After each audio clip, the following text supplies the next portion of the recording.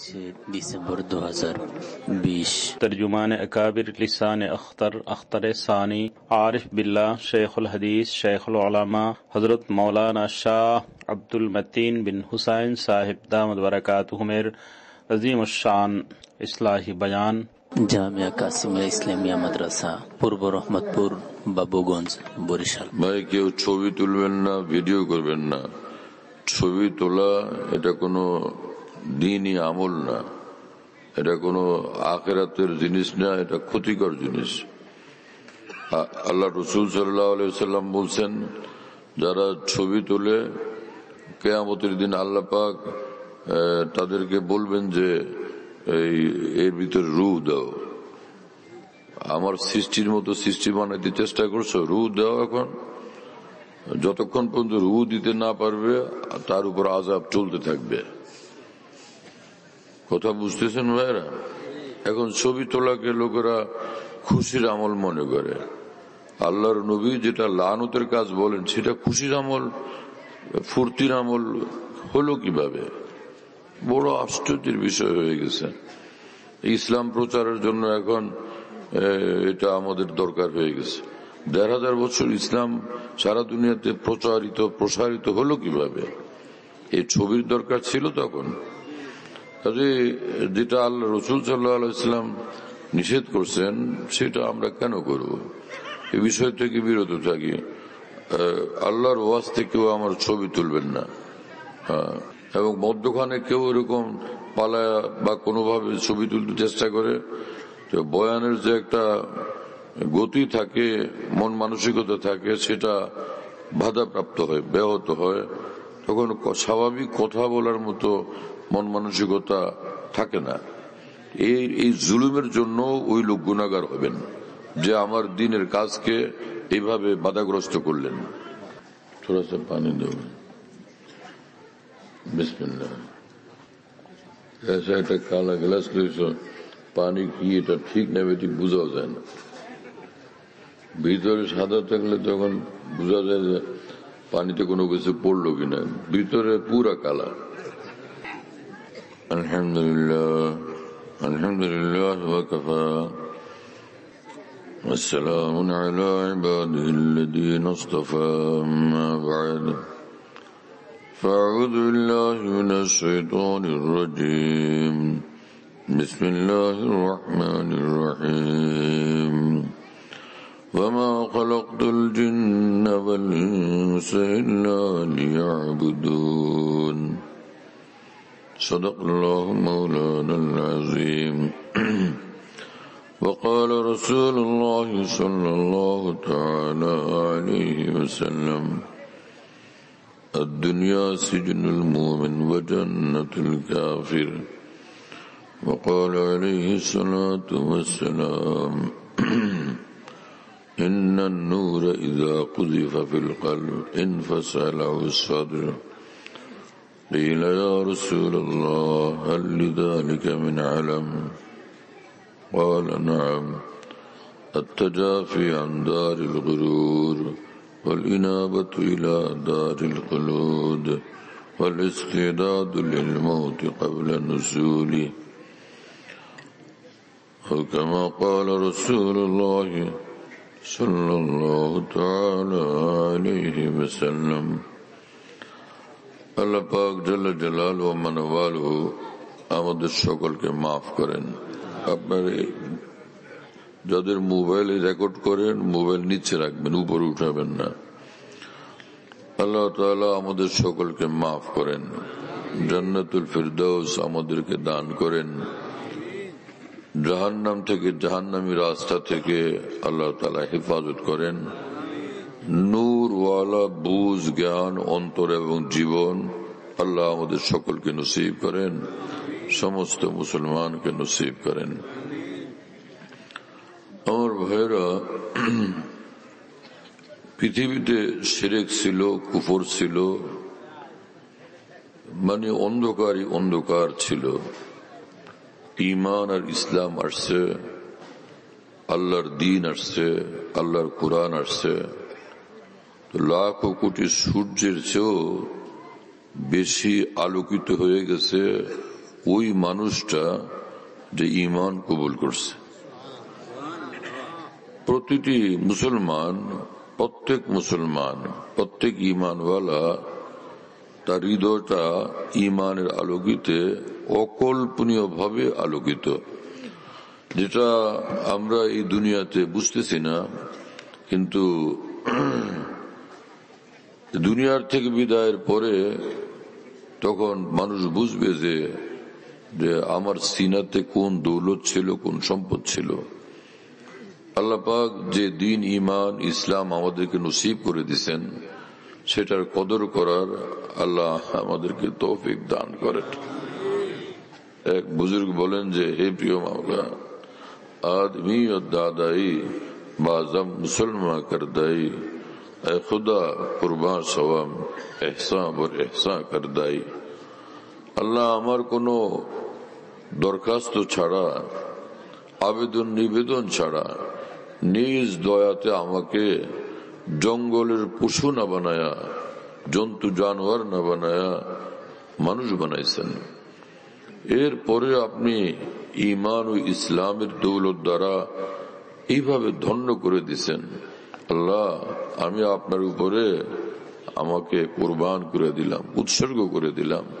আমি আপনার হয়ে থাকবো, আর কোনো দিকে তাকাবো না। আল্লাহ আমাদেরকে এইরকম জীবন নসিব করেন। আমার ভাইয়েরা, ঈমান ইসলাম সহজে আল্লাহ আমাদের নসিব করছেন। এজন্য আমাদের অনেকের মধ্যে এটার এই যত্ন এবং কদর করার ফিকির অনেক কম। আর মক্কার মানুষগুলো, মদিনার মানুষগুলো, সাহাবা ইকরাম রাদিয়াল্লাহু আনহুম ঈমান আর ইসলাম কবুল করছেন অনেক কষ্টের বিনিময়ে, অনেক ত্যাগের বিনিময়ে। ঈমান আর ইসলাম কবুলের কারণে তাদেরকে নিজের দেশ ত্যাগ করতে হয়েছে, আত্মীয় স্বজন থেকে বিচ্ছিন্ন হইতে হয়েছে, অর্থ সম্পদ, জায়গা জমি, দোকানপাট, মালামাল সবকিছু খুয়াইতে হয়েছে। খালি হাত মক্কা থেকে মদিনায় চলে গেছেন তারা, কিন্তু তাদের খুশি ছিল সঙ্গে আমার আল্লাহ আছেন, সঙ্গে আমার রাসূলুল্লাহ আছেন সাল্লাল্লাহু তাআলা আলাইহি ওয়াসাল্লাম। এই নিয়েই তারা খুশি ছিলেন, তারা সন্তুষ্ট ছিলেন, আনন্দিত ছিলেন। আমার ভাইয়েরা, যেই মানুষ মুসলমান, সে যদি আবার নামাজও পড়ে, অনেক বড় মানুষ সে। ঈমান মানুষকে বড় বানায়, নামাজ মানুষকে আরো বড় বানায়। বান্দা যখন আল্লাহর কদমে সিজদা করে, আমার প্রিয় বন্ধুরা, সিজদার মাটি আসমান থেকে দামি হয়ে যায়। যে জমিনে বান্দা সিজদা করে, সেই সিজদার জমিন আসমান থেকেও দামি হয়ে যায়। এই জমিন কাল কিয়ামতে সাক্ষী হবে আল্লাহ পাকের সামনে এবং বলবে যে, হে আল্লাহ, আপনার এই বান্দা আমার উপরে আপনাকে সিজদা করছিল। যে জমিনের উপরে বান্দা আল্লাহর জন্য কান্দে, সেই জমিন কাল কিয়ামতে সাক্ষী হবে, হে আল্লাহ, এই বান্দাকে দেখছিলাম যে আপনার জন্য আমার উপরে সে কান্নাকাটি করতেছে। রাসূলুল্লাহ সাল্লাল্লাহু আলাইহি ওয়াসাল্লাম বলেন, ঈমান ওয়ালার যখন মৃত্যু হয়, তো এই জমিন তার জন্য 40 দিন পর্যন্ত কাঁদতে থাকে। এই আসমান তার জন্য 40 দিন পর্যন্ত কাঁদতে থাকে। জমিন কাঁদতে থাকে, আহা, এই মানুষটাকে হারাইলাম, যে আমার বুকের উপরে বিচরণ করত, যার সিনা ঈমানওয়ালা ছিল, মাওলাওয়ালা ছিল, কপাল যার সিজদাওয়ালা ছিল, জবান যার মাওলার জিকিরওয়ালা ছিল, এই মানুষটা আজকে আমি হারাইলাম।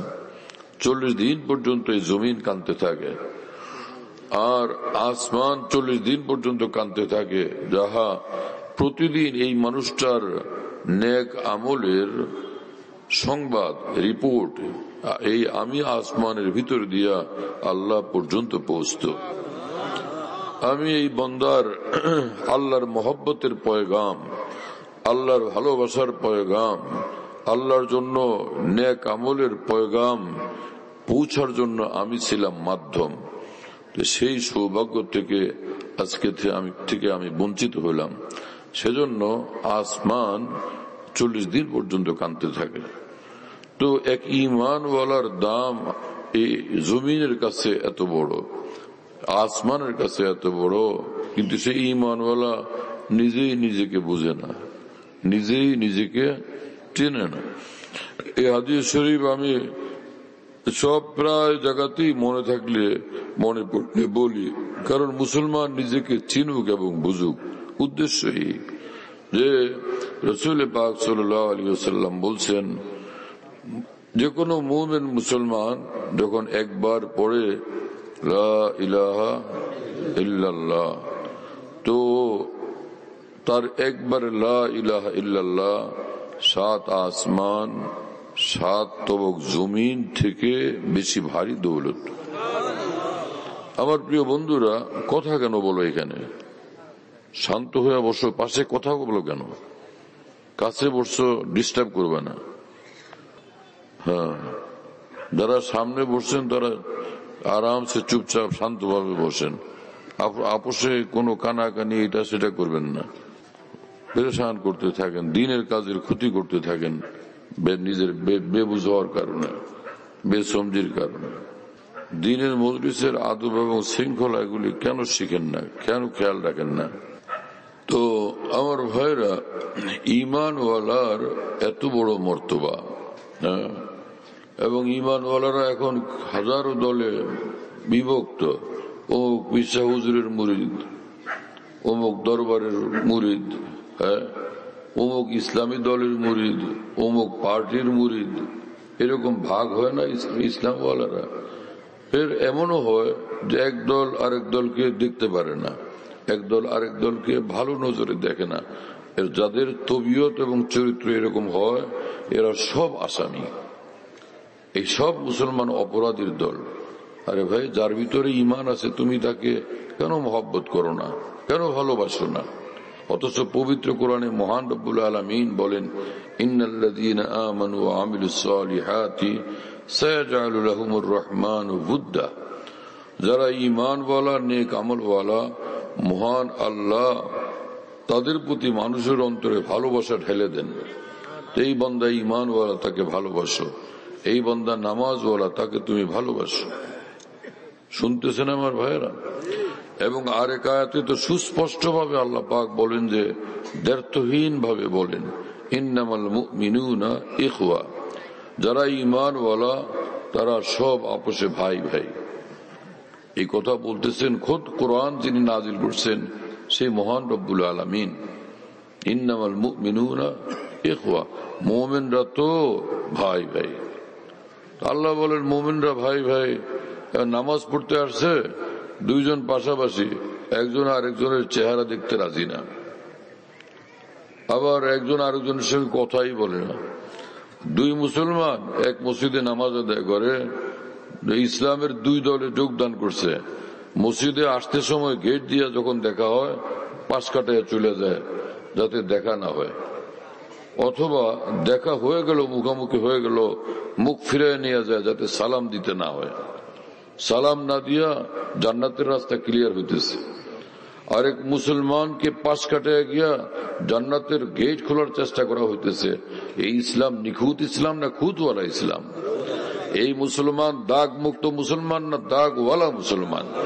কেন এরকম হলো? শুধু দলবাজির কারণে, শুধু পার্টিবাজির কারণে। হ্যাঁ, এটা কোথাকার ইসলাম? যে মসজিদে নববীতে, মক্কা শরীফে যখন মানুষ যায়, একই কাতারে দাঁড়ায় আছে, ইনি হানাফি মুসলমান, ইনি মালিকি মুসলমান, ইনি হাম্বলি মুসলমান, ইনি শাফি মুসলমান। কিন্তু যত যেই 4 মযহাবেরই মুসলমান, তো একজনে নামাজে দাঁড়াইছেন তো বুকে হাত বান্ধা, দেখা কারো ঘৃণা লাগছিল? কখনো হিংসা লাগছিল? কখনো তার প্রতি তুচ্ছ তাচ্ছিল্য কেউ করছিল? হ্যাঁ, দেখলেই মনে হয় ওহো, আমার এক মুসলমান ভাই। আবার ইনি দেখেন যে আরেকজন নাভির নিচে হাত বাঁধছে, ও তাহলে এটা আলামত তিনি হানাফি মুসলমান। কোন মালিকি, শাফি, হাম্বলি তাকে ঘৃণা করছিলেন? কেন? তারা জানেন যে এগুলো কোরআন হাদিস দ্বারা প্রমাণিত। চার মযহাবের লোকেরা যেটাই আমল করেন সব কোরআন সুন্নাহর দলিল প্রমাণের আলোকেই তারা করেন, কিন্তু ওই ভিন্ন ভিন্ন হওয়ার যৌক্তিক কারণ আছে। যারা বুঝে না তারা এগুলো নিয়ে বাড়াবাড়ি করে, আদার ব্যাপারে জাহাজের খবর নিয়ে ব্যস্ত। কথা বুঝতেছেন প্রিয় বন্ধুরা? আল্লাহ পাক আমাদেরকে বিভ্রান্তির অন্ধকার থেকে, অবস্থা থেকে মুক্তি দান করেন। আরেকজন তিনি শাফি মযহাবের মুসলমান, আরেকজন হাম্বলি মযহাবের মুসলমান, সবাই একে অন্যকে বুঝতে পারে, কিন্তু তারপরে সেখানে কারো প্রতি কশ্চিনকালও ঘৃণা পয়দা হয় না, অবজ্ঞা পয়দা হয় না, তার প্রতি কেউ তিরস্কার করে না, কাউকে নিয়ে কেউ বিদ্রুপ করে না, বিদ্রুপ করে না, ব্যঙ্গ বিদ্রুপ করে না, সকলকে মুসলমান ভাই হিসাবে জানে। কথা বুঝতেছেন প্রিয় বন্ধুরা? শুধু এই কারণে যে সে মুসলমান, কিন্তু নিজের দেশে, নিজের এলাকায় বা যেখানেই হোক, যে মুসলমান আর এক মুসলমানকে ছোট জানে, তুচ্ছ জানে, হ্যাঁ, তো সে নিঃসন্দেহে আল্লাহ রাসূলের নজরে অপরাধী মুসলমান। অনেকে আবার যে ওই মুসলমান ভাই, আমি তো একদম ছোটবেলা থেকে পাক্কা নামাজি, আমার জীবনে নামাজ ছোটে নাই বুঝ হওয়ার পর থেকে, আর ওরে দেখছি সারা জীবন নামাজই পড়ে না, এই জন্য সে জাহান্নামী আর আমি একদম রেজিস্টার্ড জান্নাতি, এইরকম কেউ বলতে পারবেন? বলা সম্ভব? হ্যাঁ। নাওমি ধাম্মবাস কেরিন্দানে বাদা নোশ নাগা বয় খুরুশ বা মঞ্জিল রসিদান। এক বুজুর্গ বলেন, এক আল্লাহর ওলি বলেন, হে গুনাহগার মুসলমান, তুমি নিরাশ হও না। আমাদের দেখা আছে এই পৃথিবীর বহুত মদখোরের দল, নেশাখোরের দল, পাপিষ্টের দলেরা একবার লজ্জিত অনুতপ্ত হয়ে এইভাবে আল্লাহকে ডাক দিছে, একবারই আল্লাহকে রাজি করে জালেম ওলি আল্লাহ হয়ে গেছে। তাহলে কোন গুনাহগার এবং পাপিষ্ঠ মুসলমানকে ঘৃণা করা কোনোভাবেই কি জায়েজ? ইসলামে এটা কোনোভাবে গ্রহণযোগ্য, কোনোভাবে বৈধ? গুনাহকে ঘৃণা করা ফরজ, কিন্তু গুনাহগারকে ঘৃণা করা সম্পূর্ণ হারাম। কাজে যে মদ খায় তাকে চিনল, মদ খাওয়ার প্রতি ঘৃণা থাকা চাই, কিন্তু ওই মুসলমানকে ঘৃণা করা, তুচ্ছ তাচ্ছিল্য করার অধিকার কারো নাই। কথা বুঝতেছেন প্রিয় বন্ধুরা? এতো আজীব মামলা। ইসলাম এমন এক জিনিস, ইসলামের এমন এক শিক্ষা, আল্লাহ তাআলা আমাদেরকে সেই নূর ভরা দিল, সেই নূর ভরা ইসলামের পরিচয় এবং জ্ঞান আমাদের সকলকে নসিব করেন।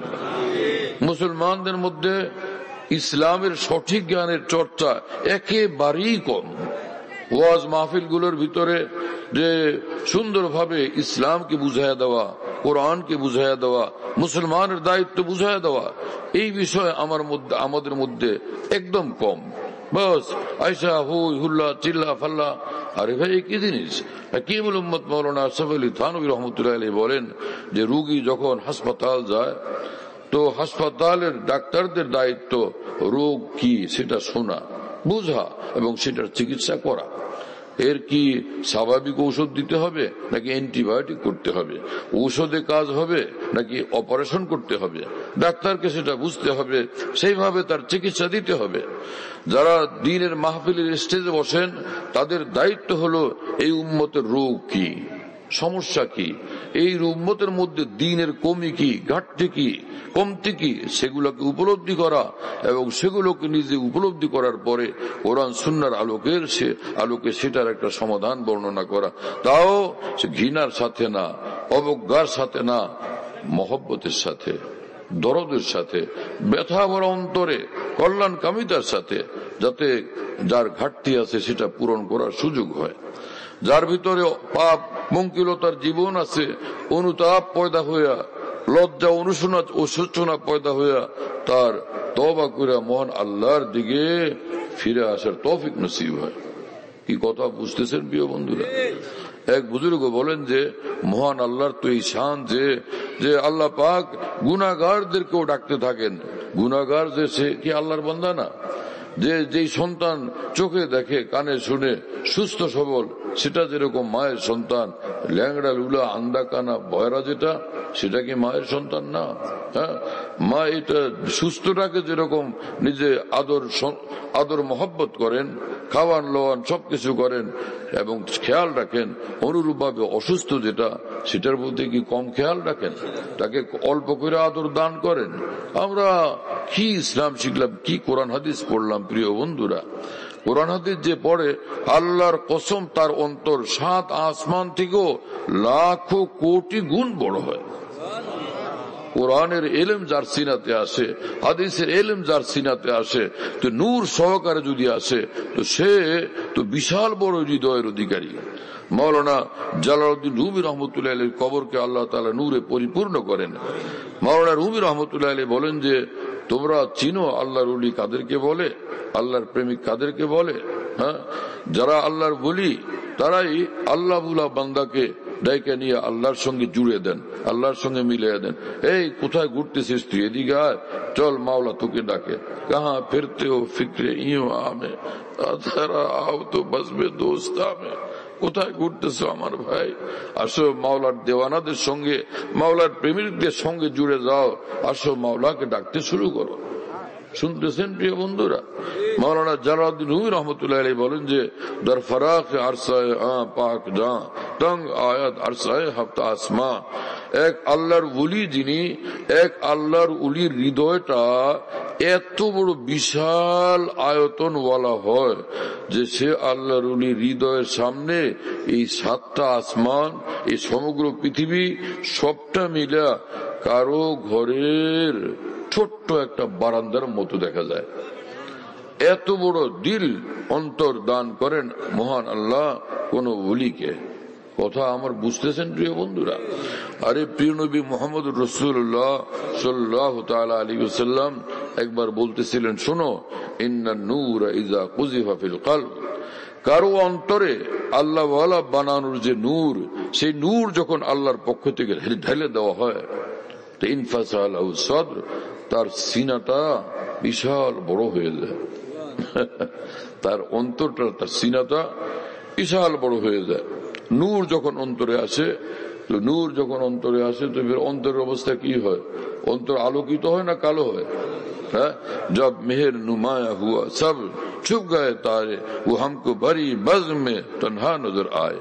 আকাশে যখন সূর্য উদয় হয়, খালি অন্ধকারই দূর হয় না, যে আকাশের তারকা গুলো পর্যন্ত গায়েব হয়ে যায়, দেখা যায় না। অল্প আলো আলারা সব গায়েব হয়ে যায়। হ্যাঁ, আমার প্রিয় বন্ধু, সত্যিকার ইমানের নূর, ইমানের কামেল নূর যখন কারো সিনাতে আল্লাহ পাক দান করেন, তো সমস্ত অন্ধকার আর সবকিছুই দৃষ্টিসীমা থেকে দূর হয়ে তার দৃষ্টির সামনে শুধু আল্লাহ আল্লাহ থাকেন, আর কিছুই থাকে না। জিদার দেখতা হুঁ উদার তু হি তু হ্যাঁ, সেই বান্দা যেদিকেই তাকায় আল্লাহ পাকের নূরই নূর দেখতে পায়। ডান দিকে নূর, বাম দিকে নূর, সর্বদিকে আল্লাহ পাকের নূর আর নূরের এক জাহান তার নজর এসে দেখতে থাকে। নূরে উদর ইউমন ইউসর তাতো ফাওক বরসরম বর গর্দনম মানিন্দে তাও। মাওলানা জালালউদ্দিন রুমি রহমতুল্লাহ আলাইহি বিশ্ব বিখ্যাত এক আল্লাহর ওলি ছিলেন, বরং আল্লাহ প্রেমের মহান উস্তাদ এবং মহান সম্রাট ছিলেন। সেই মাওলানা জালালউদ্দিন রুমি রহমতুল্লাহ আলাইহি বলেন যে, আমি তোমাদের মধ্যে এক মুসলমান, কিন্তু শামসুদ্দিন তাবরিজির হাতে আমি লালিত পালিত। আল্লাহ পাক আমাকে এমন ঈমানওয়ালা জিন্দেগি দান করছেন। আমার প্রিয় বন্ধুরা, আমি ডানে দেখলে দেখি নূরই নূর, বাম দিকে তাকালে দেখি শুধু নূরই নূর। আমার সামনে নূরই নূর, আমার পিছনে নূরই নূর। আমি বুঝি, অনুভব করতে থাকি। বোঝা চড়াইয়া দিলে যেরকম অনুভব হয় আমার মাথার উপরে বোঝা, আমি অনুভব করতে থাকি আমার মাথার উপরে মাওলার নূরই নূর। গর্দানের উপরে কোনো বোঝা চাপাইয়া দিলে, শিকল দিয়ে ভাঙিয়ে দিলে যেরকম মনে হয় হিরে এটা লোহার শিকল, অনুরূপ ভাবে আল্লাহ পাকের নূর যা আমার গর্দানটাকে, গলাটাকে বেষ্টন করে রাখে, সেটা আমি উপলব্ধি করতে থাকি, অনুভব করতে থাকি, উপভোগ করতে থাকি। নূরে উদর ইউমন ইউসর তাতো ফাওক বরসরম বর গর্দনম মানিন্দে তাও। আমার প্রিয় বন্ধুরা, সহজ মুআমালা, ইসলাম কোনো এমন কঠিন ব্যাপার না। হ্যাঁ, এত কোনো বিশাল বড় সংবিধান পড়তে হবে না, সোজা কথা। 5 ওয়াক্ত নামাজ আদায় করি, আর রমজান মাসে রোজা রাখি, হালাল খাই, গুনাহ থেকে বাঁচি, কোনো আল্লাহর কোনো বান্দাবান্দির হক নষ্ট না করি, কারো প্রতি জুলুম না করি, এরপরে ইনশাআল্লাহ সোজা জান্নাতে চলি। قال رسول الله صلى الله عليه وسلم من أكل طيبا وعمل في سنة وأمن الناس بوائقه دخل الجنة।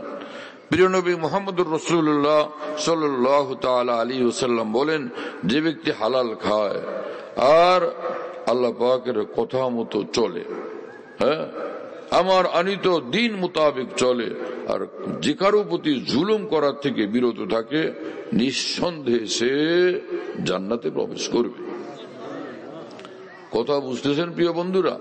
আমরা এই জমানায় প্রায় অধিকাংশ লোকই মনে হয় শিক্ষিত, অথবা বিশাল সংখ্যক শিক্ষিত। পুরানা মুরব্বী মানুষ, বয়স হয়ে গেছে, দেখলে মনে হয় আহাই বুড়া, সরসরাও জানে না, ক জানে না, আর আমি একজন ডক্টর, আমি বিশাল বড়। অথচ আমি ডক্টর তো বটে, নামাজের সঙ্গে দেখা নাই। কথা বুঝেন নাই? সেজদার সঙ্গে দেখা নাই, কোরআনের সঙ্গে দেখা নাই, লা ইলাহা ইল্লাল্লাহর জিকিরের সঙ্গে দেখা নাই, আল্লাহর সঙ্গে দুই হাত তুলে দুইটা কথা বলার এই তৌফিক এখন পর্যন্ত হয় নাই। আর এই বুড়ো মানুষটা, যার বয়স 75 বা 80, তার জীবনটা কাটছে সেজদার মধ্যে, তার জিন্দেগি কাটছে লা ইলাহা ইল্লাল্লাহর মধ্যে। কথা বুঝতেছেন প্রিয় বন্ধুরা? তার জীবন কাটছে দুই চোখে মাওলার জন্য পানি ঝরতে ঝরতে। তোমার মতো লক্ষ কোটি ডক্টরের চেয়ে এই মূর্খ মুসলমানের দাম বেশি। কথা বুঝতেছেন প্রিয় বন্ধুরা? ডক্টর হওয়া যথেষ্ট না। ডক্টর ইকবাল মরহুম ডক্টর ছিলেন, তিনি বলতেন, আমার প্রিয় বন্ধুরা, তুমি সারা দুনিয়ার জ্ঞান বিজ্ঞান অর্জন করো, কিন্তু তার সঙ্গে তোমাকে আমি অনুরোধ করব, নিজের মুসলিম পরিচয় ভুলো না। আমি একজন মুসলমান, ইন্নানি মিনাল মুসলিমিন, আমি তো একজন মুসলমান। আমার ইসলাম নিয়ে গর্ব, আমার ইমান নিয়ে গর্ব, আল্লাহর সঙ্গে সম্পর্ক নিয়ে গর্ব।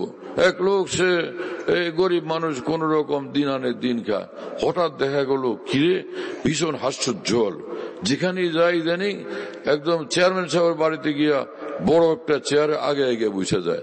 আগে ওখানে মোড়ার উপরে বসতে ভয় পেত, ওই চেয়ারম্যানের ঘরের মোড়ার উপরে, পিড়ির উপরে বসতেও সংকোচ বোধ করতো, এদিক সেদিক তাকাইতো, কেউ তারে বসার কথা ইশারা দিয়ে বলে কিনা। এখন গিয়ে দেখে যে, যেই দেখে তারে যে বাবা গিয়ে একটা বড় চেয়ারে বসে যায়, ব্যাপার কি? এই মিসকিন, এই গরিব, অসহায় মানুষটার সাহস তো বাড়লো কিভাবে মুহূর্তে? বাড়লো এইভাবে যে শেষে লোকেরা জানলো যে ও হো, মিনিস্টার সাহেবের মেয়ের সঙ্গে তার বিয়ে হয়েছে। কি কথা বুঝেন নাই? ও সবাই এখন নিজেরাই বলে, বাবারে তাই নাকি? এখন যারা আরো বড় চেয়ারে বসছিল, তারাও ঝিমায় যে আমি ভুল করলাম, তো তাহলে বড় চেয়ার তো ওনারে দেওয়া উচিত ছিল, আমি আইসা বড়টা বসে গেলাম, উনি বসছেন আমার চেয়ে ছোটটা, এটা কেমন হলো? কি কথা বুঝতেছেন? বড় সম্পর্ক মানুষকে বড় বানায়। হ্যাঁ, আর যদি এই লোক কোন বাদশার মেয়ে, বাদশাহ যদি তার সঙ্গে নিজের মেয়ে বিয়ে দিয়ে দেয়, তখন অবস্থা কি দাঁড়াবে? চেয়ারম্যান সাহেব তাকে দেখলে কাঁপবেন কিনা?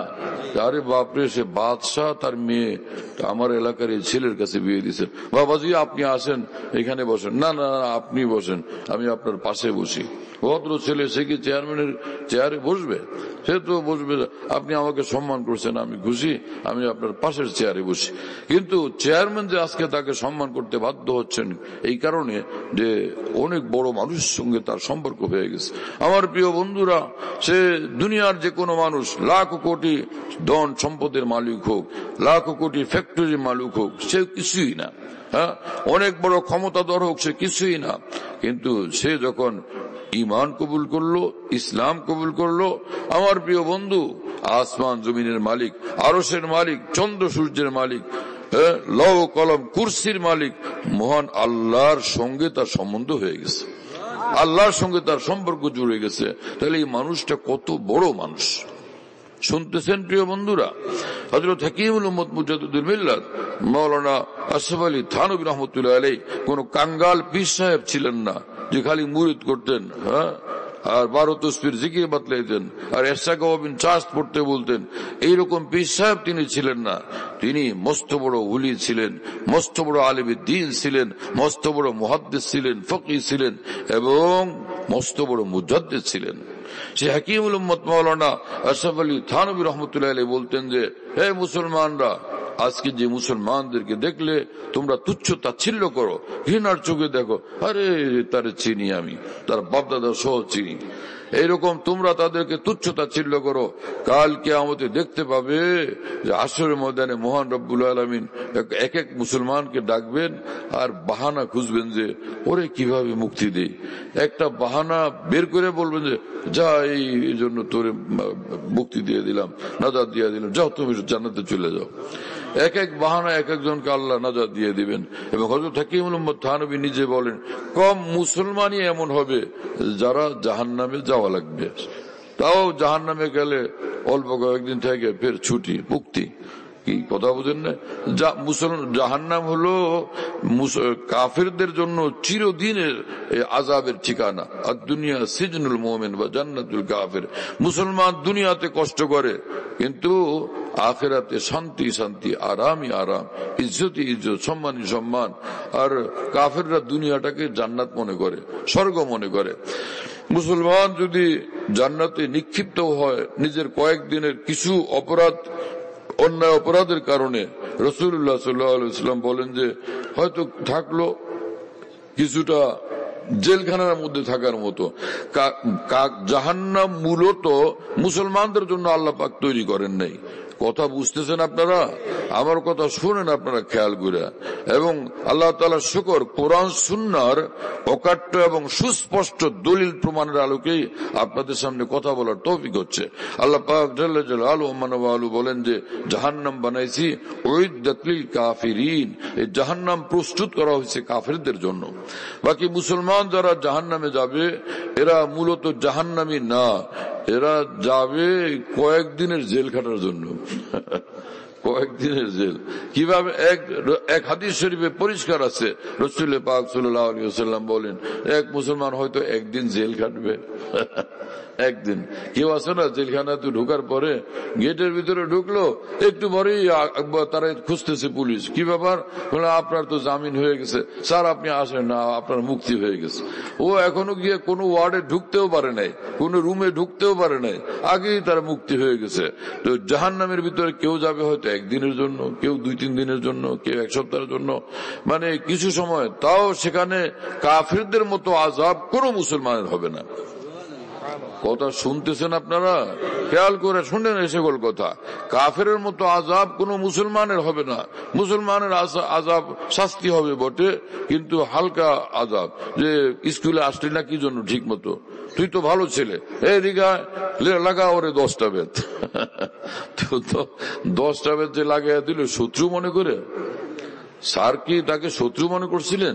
যে শত্রু পাইছে ওরা, আচ্ছা এরকম ডান্ডা লাগা, রিমান্ডে যেরকম পিটা এরকম পিটা, এরকম 10টা লাগাই দেওয়া মানে পরে সোজা করা, শুদ্ধ করা, ঠিক করা। কাপড়ে ময়লা লাগছে এমন পিটান পিটা যে কাপড় ছিঁড়ে যায়, এরকম কি কাপড় ধোয়া হয়? তো মুসলমানের এই ভুল ত্রুটি এবং গুনার কারণে কিছু দাগ লাগছে, কয়েকদিন জাহান্নামে থাইকা এটারে ওয়াশ টোয়াশ করে পরিষ্কার করে ফের আল্লাহ জান্নাতে পাঠিয়ে দিবেন। কি কথা বুঝতেছেন প্রিয় বন্ধুরা? আরে বসেন, আরো শুনেন, আমি বলতেছি আপনাদেরকে।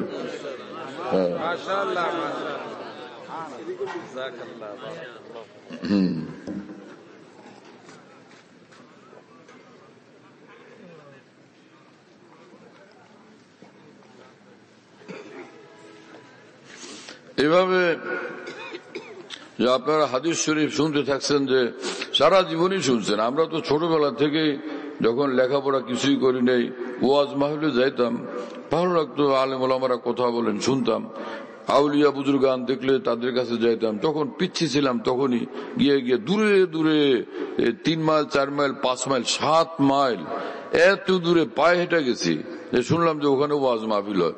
পিচ্ছি ছিলাম, পোলাওয়ান ছিলাম, হুজুররা বলেন যা, শুনতে ভালো লাগে, বস শুনছি, খালি কি বলছে তারাই জানেন। শুনলাম যে ভারত থেকে গলি আল্লাহ আসছেন, এত ছোট ছিলাম যে কি না কি তা কিছু বুঝলাম না। খালি গিয়া দূরে ওই পিছনে ওখানে বসে থাকলাম, দেখতেই থাকলাম হুজুরে। দেখলাম আল্লাহ কি সুন্দর মানুষ, চেহারা সুন্দর লাগলো, কাপড় চোপড় ভালো লাগলো, পোশাক আদি সুন্দর লাগলো। মুসলমানের পোশাক কত পোশাক, মুসলমানের পোশাক তো রাজা বাদশাদের পোশাককেও হার মানায় দেয়। কথা বুঝতেছেন প্রিয় বন্ধুরা? যে পোশাক নিয়ে মুসলমান নামাজ আদায় করে সেই পোশাক নূরওয়ালা পোশাক। যেই পোশাক নিয়ে মুসলমান সেজদায় মাথা রাখে সেই পোশাক নূরওয়ালা পোশাক। কথা বুঝতেছেন প্রিয় বন্ধুরা? যে পোশাক কোন ওলিয়া উলিয়ার, কোন আল্লাহর প্রেমিকের অনুসরণে মুসলমান যে লেবাস পোশাক পরে, নিঃসন্দেহে সেই পোশাক নূরওয়ালা পোশাক। কি মনে করেন আপনারা ইসলামকে? আরে ইমাম শাফি রহমতুল্লাহ আলাইহির নাম শুনেন নাই? তার ছাত্র ছিলেন ইমাম আহমদ ইবনে হাম্বল রহমতুল্লাহ আলাইহি। ইমাম আহমদ ইবনে হাম্বল তিনিও বিশাল বড় মানুষ। ইমাম শাফির যদিও ছাত্র, কিন্তু ইমাম আহমদ ইবনে হাম্বলের উপাধি হলো উলামায়ে কেরাম জানেন হাফিজুদ দুনিয়া, যার একটা অর্থ উলামারা এই বলেন যে ইমাম আহমদ ইবনে হাম্বল আল্লাহ রাসূল সাল্লাল্লাহু আলাইহি ওয়াসাল্লামের যতগুলো হাদিস আসমানের তলে পৃথিবীর মধ্যে আছে সমস্ত হাদিসের হাফেজ ছিলেন ইমাম আহমদ ইবনে হাম্বল রহমতুল্লাহ আলাইহি। এত বড় মানুষ ইমাম আহমদ ইবনে হাম্বল রহমতুল্লাহ আলাইহি। এক লোক তার সঙ্গে দেখা করতে গেছে, শুনতেছেন আপনারা খেয়াল করে? অনেকে ইসলামী পোশাকেরও এগুলার ব্যাপারে খুব একটা গুরুত্ব দিতে চায় না। ইহুদি খ্রিস্টানদের পোশাক এত বরকতওয়ালা কিভাবে হলো? ইহুদি খ্রিস্টানদের পোশাক এত সৌভাগ্যের বিষয় কিভাবে হলো? এত সম্মান মর্যাদার আসন লাভ কিভাবে হলো ইহুদি খ্রিস্টানদের পোশাকের? আর যেই পোশাক আব্দুল কাদের জিলানী রহমতুল্লাহ আলাইহিরা পড়তেন, খাজা মুঈনুদ্দিন চিশতি রহমতুল্লাহ আলাইহিরা পড়তেন, ইমাম গজালিরা পড়তেন, ইমাম শাহ ওলিউল্লাহ দেহলভীরা পড়তেন, এই পৃথিবীর শ্রেষ্ঠ ইসলামী মহামনীষী যাদের এক একজনের অন্তরাত্মার জীবন ছিল আল্লাহর নূরে একদম আলোকিত, লাখো কোটি চন্দ্র সূর্যের চেয়ে যারা ছিলেন বেশি আলোকিত, তারা নিজেরাই এক একজন নূরের সূর্য। সেই মানুষদের যে পোশাক, সেই পোশাক সেটা সুন্দর পোশাক না, সেটা তিরস্কারের পোশাক। আর যারা আল্লাহর সঙ্গে কোনো সম্পর্ক রাখে না, আল্লাহ থেকে বিচ্ছিন্ন, আসমান জমিনের মালিক থেকে বিচ্ছিন্ন, আর নাফরমানের সব ঘোর অন্ধকারে আচ্ছন্ন এবং নিমজ্জিত, সেই মানুষদের পোশাক হলো বরকতের পোশাক, কল্যাণের পোশাক, সৌভাগ্যের পোশাক এবং মর্যাদাশীল পোশাক। এই হলো সুন্দর দৃষ্টি। চোখের যখন রোগ হয় তখন কোনো ভালো চক্ষুর ডাক্তারের চিকিৎসা নিতে হয়। ইসলামের জিন্দেগি যাদের ভালো লাগে না, মুসলমান হওয়ার পরও এই মুসলমানদের এই চক্ষুতে কোনো রোগ ধরছে, হ্যাঁ না, এদের চক্ষু অসুস্থ, কোনো ভালো চিকিৎসা করে চিকিৎসা করানো উচিত। হযরত ইমাম আহমদ ইবনে হাম্বল রাহমাতুল্লাহি আলাইহির সঙ্গে এক মুসলমান দেখা করছেন এবং বললেন যে হুজুর, আমি এখন ইমাম শাফি রহমতুল্লাহর সঙ্গে দেখা করতে যাব। হযরত ইমাম আহমদ ইবনে হাম্বল রাহমাতুল্লাহি আলাইহি বললেন, হযরত ইমাম শাফি আমার উস্তাদ তিনি, আমি তার জন্য একটা হাদিয়া পাঠাবো, ভাই আপনি একটু নিয়ে যেতে পারবেন? বলে হ্যাঁ, কি হাদিয়া দেন? আমার সৌভাগ্য যে আপনার দেওয়া হাদিয়ার আমি বাহক হব, বহন করে নিয়ে যাব। মধ্যখানে হযরত ইমাম শাফির দোয়া পাওয়ার আমার জন্য এটা বাহন হবে, উসিলা হবে। হযরত ইমাম আহমদ ইবনে হাম্বল নিজের গায়ের কুর্তাটা খুলে তো ইমাম শাফি রহমাতুল্লাহর জন্য হাদিয়া দিলেন, আমার উস্তাদের জন্য হাদিয়া, তাকে পৌঁছায় দিবেন। ওই মানুষটা এই ইমাম আহমদ ইবনে হাম্বলের কুর্তা সহ হযরত ইমাম শাফি রহমতুল্লাহর নিকট যখন পৌঁছলেন তো সাক্ষাতের পরে বললেন যে ইমাম আহমদ ইবনে হাম্বল আপনার জন্য হাদিয়া দিছেন, এটা তার কুর্তা, আপনার জন্য হাদিয়া। ইমাম শাফি রহমতুল্লাহ উস্তাদ, অনেক বড় মানুষ, অনেক বড় ইমাম, অনেক বড় মুহাদ্দিস, ইমামুল হাদিস, ইমামুল ফিকহ, ইমাম শাফি উস্তাদ। কিন্তু আশ্চর্য, ঈমান কাকে বলে, ইসলাম কাকে বলে? ঈমান আর ইসলাম যখন মানুষের মধ্যে আসে, আরে মানুষ কিরকম মানুষ হয়, মানবতা তার মধ্যে কিভাবে জাগ্রত হয়, মনুষ্যত্ব তার মধ্যে কিভাবে জাগ্রত হয়, অহংকার দম্ভ গরিমা কিভাবে নিপাত হয়ে যায়, কিভাবে মানুষটা আলোকিত হয়, সকল কলুষ কালিমা থেকে সম্পূর্ণ মুক্ত এবং পবিত্র হয়। দেখেন আপনারা এই তামাশা, কি ইতিহাস, কি ঘটনা। হযরত ইমাম শাফি রহমাতুল্লাহ বললেন, আমার ছাত্র আহমদ ইবনে হাম্বল তার কুর্তা পাঠাইছেন, এটা কি তার গায়ে দেওয়া কুর্তা? তো বাহক বললেন, জি হযরত, এটা তার গায়ে দেওয়া কুর্তা। মানে এই কুর্তা কি তার শরীর থেকে তিনি খুলে দিছেন, তার ব্যবহার করা কুর্তা? বলে হ্যাঁ, আমাকে যখন দিলেন তখন এই কুর্তা তার গায়ে ছিল। আপনার কাছে আসবো শুনে এতটা তিনি মহব্বতে আবেগ আপ্লুত হলেন যে গায়ের কুর্তা খুলে তিনি বললেন যে এইটা আমার উস্তাদের জন্য হাদিয়া। ইমাম শাফি রহমতুল্লাহ আলাইহি বললেন যে আচ্ছা, উনার কুর্তা যে দিলেন, এই কুর্তার তার দেহের মাঝখানে আর কোনো পোশাক ছিল না? আর কোনো পোশাক ছিল না, একদম এই কুর্তাই ডাইরেক্ট তার শরীরে লাগা ছিল। ইমাম শাফি রহমতুল্লাহ সেই কুর্তা নিয়ে চোখে লাগাইলেন, বুকে জড়ায় ধরলেন, চুমু খাইলেন। নিজের সাগরের শিষ্য, একজন মস্ত বড় আলেমে দ্বীন, মস্ত বড় মুহাদ্দিস, নিজের ছাত্র, কিন্তু তার কুর্তা পায়া তিনি এত খুশি, এত মহা খুশি, এত মহা আনন্দিত, এতটা আবেগে জোশে জজবায় আপ্লুত যে তিনি শিষ্যের কুর্তার মধ্যে চুমু খাইতেছেন, সেটাকে চোখে লাগাইতেছেন, বুকে লাগাইতেছেন, এবং একজনকে বললেন যে ভাই, এটা এই কুর্তাটা ধুইয়া যে পানিটা ওইটা একটা পাত্রে রাখো, সেই কুর্তা ধোয়া পানিটা নিয়ে আসো তো, আমার কিছু রোগ ব্যাধি আছে। আমার তো মন বলে, আমার অন্তর বলে, এই ইমাম আহমদ ইবনে হাম্বলের কুর্তা ধোয়া পানি যদি আমি পান করি, এইটার উসিলা রব্বুল আলামিন আমাকে রোগ থেকে শেফা দিয়ে দিবেন, আমাকে আরোগ্য দান করবেন। হ্যাঁ, এক আলেম দ্বীন, এক খাঁটি নায়েবে রসুল, এক আল্লাহ ওয়ালার পোশাককে ইমাম শাফির মতো এত বড় মানুষ, এত বড় মহামনীষী, তিনি এটাকে বরকতময় মনে করছেন, কল্যাণময় মনে করছেন। শুনতেছেন প্রিয় বন্ধুরা, আজকে মুসলিম সন্তানেরা ইহুদি খ্রিস্টানদের পোশাক আদির চর্চা করতে এত বেশি অভ্যস্ত এবং ব্যস্ত হয়ে গেছে, আগ্রহান্বিত হয়ে গেছে, ইসলামী পোশাক পরিচ্ছদের প্রতি ক্ষেত্র বিশেষে কাউকে তুচ্ছ তাচ্ছিল্যও করতে দেখা যায়।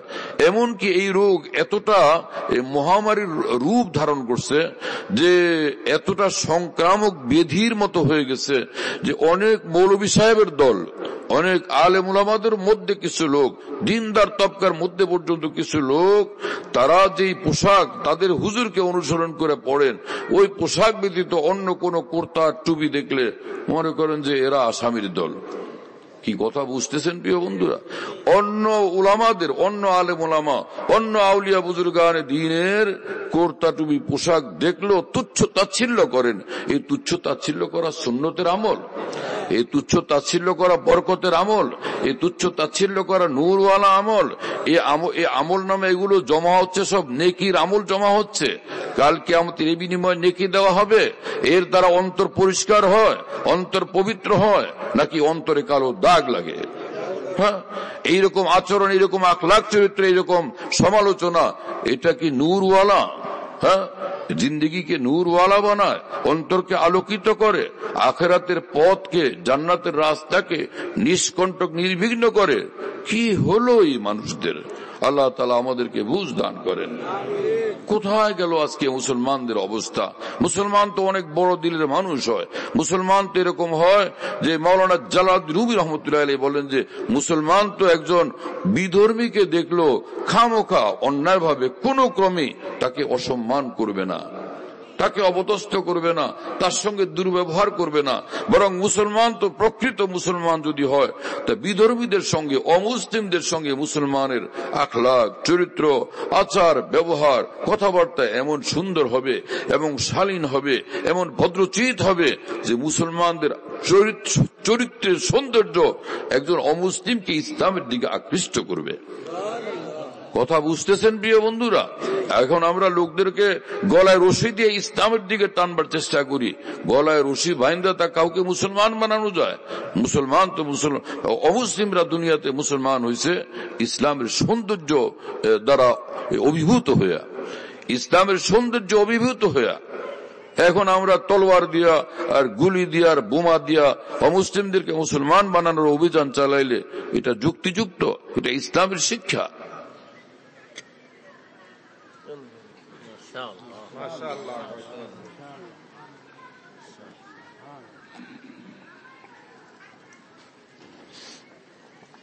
কি আর বলা।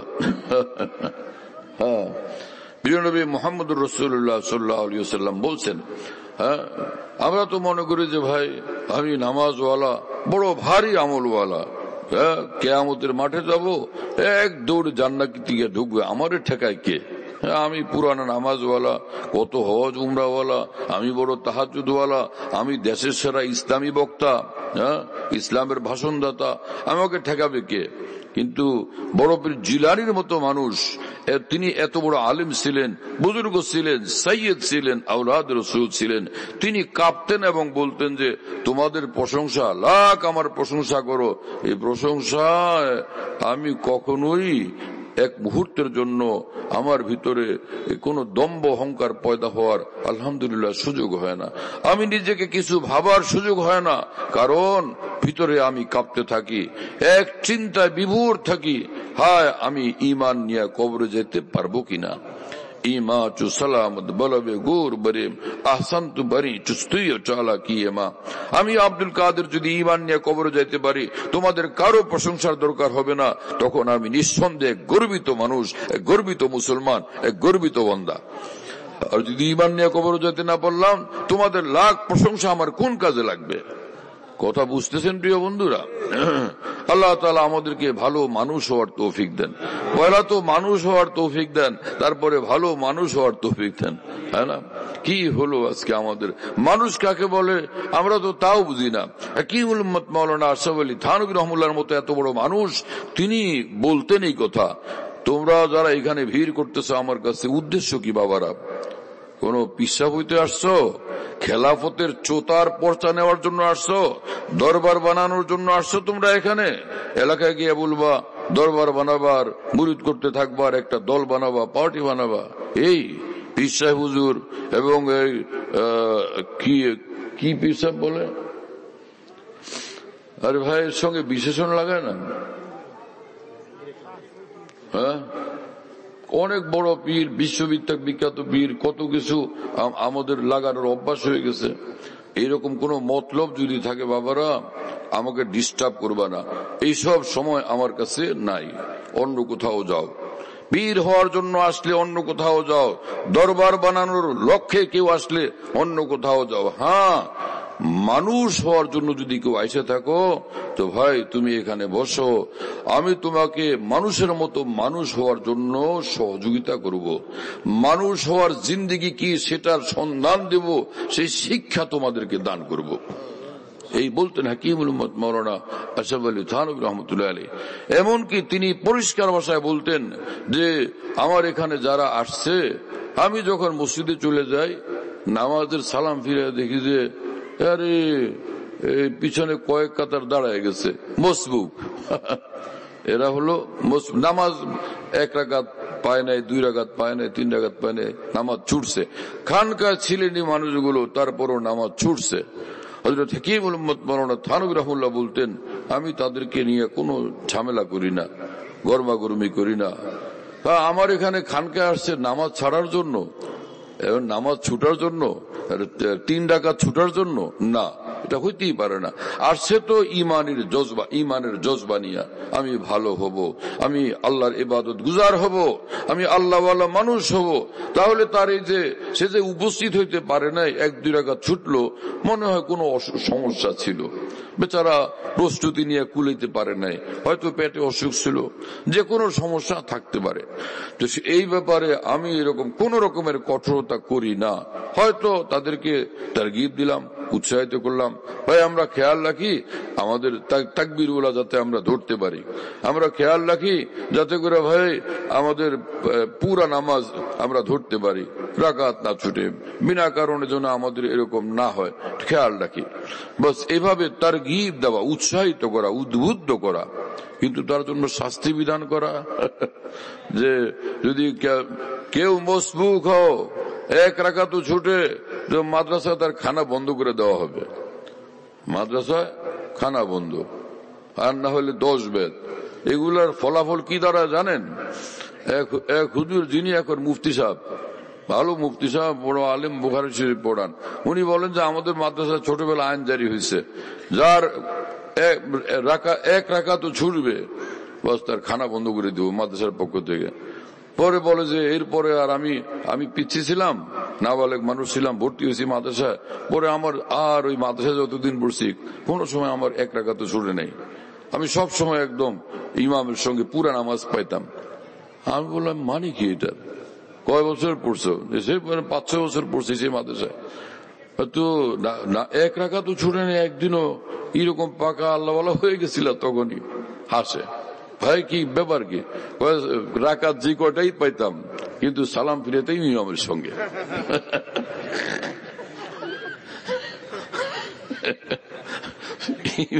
ইমামের সঙ্গে সালাম ফিরে দিতাম, না হলে কয়েকটা শাস্তি হবে। একটা হলো যে কেন তোর রাকাত ছুটলো, খাড়া তুই, এই সবার সামনে বেইজ্জত হওয়া। আরেকটা হলো এরপরে হয়তো পিটান দিবে 1-2টা। নম্বর 3, খানা বন্ধ হয়ে যাবে। এত বড় বিপদে পড়ার চেয়ে নামাজ পুরাটা পাইয়া যাওয়াই ভালো। কি সব কাণ্ড কীর্তি! হ্যাঁ, নিজের মস্তিষ্ক থেকে এই সকল বুদ্ধিশুদ্ধি বাইর করে মানুষ, মস্তিষ্ক থেকে সেগুলো আইন কানুন বাইর করে, এগুলো কোরআন হাদিসের দ্বারা প্রমাণিত। কি সব বিষয়াদি! আর যে যেখানেই ইসলামের কিছু লেখাপড়া করি আমরা, এক একজন ইসলামের ডক্টর হয়ে যাই, বিরাট বড় ইসলামের জিম্মাদার হয়ে যাই। আমি বিরাট কিছু। আমাদের মহান পূর্বসূরি আকাবির দ্বীন এক্ষেত্রে কি করতেন, তাদের তালিম কি ছিল, তাদের তরবিয়ত কি ছিল, তাদের শিক্ষা কি ছিল, এক্ষেত্রে তাদের পরামর্শ কি ছিল, সেটা আমাদের জানা দরকার, সেটা অনুসরণ করা দরকার। না আমি এই যুগের বড় পীর জিলানী, আমি এই যুগের ইমাম গাজ্জালী, আমি সব এরকম করতে করতে তো অনেক ক্ষতিগ্রস্ত আমরা হয়ে যাই। আর আমাদের হাতে যারা পড়ে তারাও আমাদের কারণে ক্ষতিগ্রস্ত হয়ে যায়। আল্লাহ আমাদের হেফাজত করেন এবং বুঝ দান করেন। হ্যাঁ, কোন এক জায়গায় গেলাম, কোন এক ডিস্ট্রিক্টে বহু বছর আগে, বহু বছর মানে কিসে, আজ থেকে মনে হয় যে 12-14 বছর আগে, ওইখানে হুজুররা দেখলাম, বড় বড় হুজুর, তারা দুইজনে আপোষে কানাকানি করতেছে, আলাপ করতেছে। হ্যাঁ, ছেলেরা আজকাল কিরকম কুর্তা বানায়, এই যে কুর্তার গলার মধ্যে কি কি দেয় ইত্যাদি নানান কিছু বিষয় নিয়ে সমালোচনা করতেছে, তালবে ইলমদের পোশাক নিয়ে। আমি আশ্চর্যান্বিত হলাম যে আমাদের আউলিয়া বুজুর্গান দিন যে পোশাক পরেন, সেই রকম পোশাককেও তারা সেখানে দূষণীয় মনে করতেছেন। পরে উনাদের দুজনের পরে আমার বয়ান ছিল, তো আমিও বয়ান করলাম যে পোশাক সম্পর্কে ইসলাম কি বলে, আর পোশাকের ব্যাপারে ইসলামের উদারতা কতটা, সেটা আলহামদুলিল্লাহ আলোচনা করার তৌফিক হলো। পরে গিয়া যখন বসলাম, তো হুজুররা মানে খুব আল্লাহওয়ালা ছিলেন, বড় আলেম ছিলেন এবং খাঁটি মুখলেস ছিলেন, খাঁটি আল্লাহওয়ালা ছিলেন।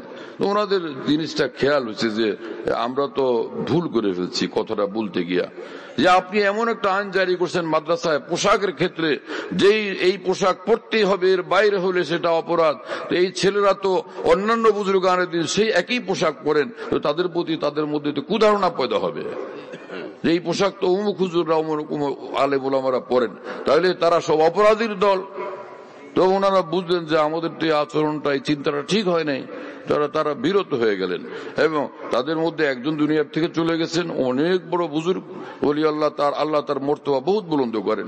আর একজন এখনো আছেন যিনি বুখারী শরীফ পড়ান সারা জীবন, এবং বয়সও আমার বাবার বয়স থেকে হয়তো বেশি হবে। তো অনেক বড় আলেম, অনেক বড় বুজুর্গ, বহুতই আমাদের পরম শ্রদ্ধেয়, কিন্তু তারা এরকম মানুষ না যে নিজের ভুল হলে ভুলকে চিরদিন শুদ্ধ মনে করবেন। কথা বুঝতেছেন প্রিয় বন্ধুরা? আমরা মানুষ, আমাদের ভুল হইতে পারে, ভুল বুঝতে পারলে ভুলকে শুধরানো, এটাই মানুষের বড় গুণ, বড় বৈশিষ্ট্য, এটা বড় মনুষ্যত্ব। আল্লামা শারানি রহমতুল্লাহ লিখছেন, ইবলিস ভুল করছিল, ভুল স্বীকার করে নাই। আদম আলাইহিস সালামের ভুল হয়েছিল, আদম ভুল স্বীকার করছেন।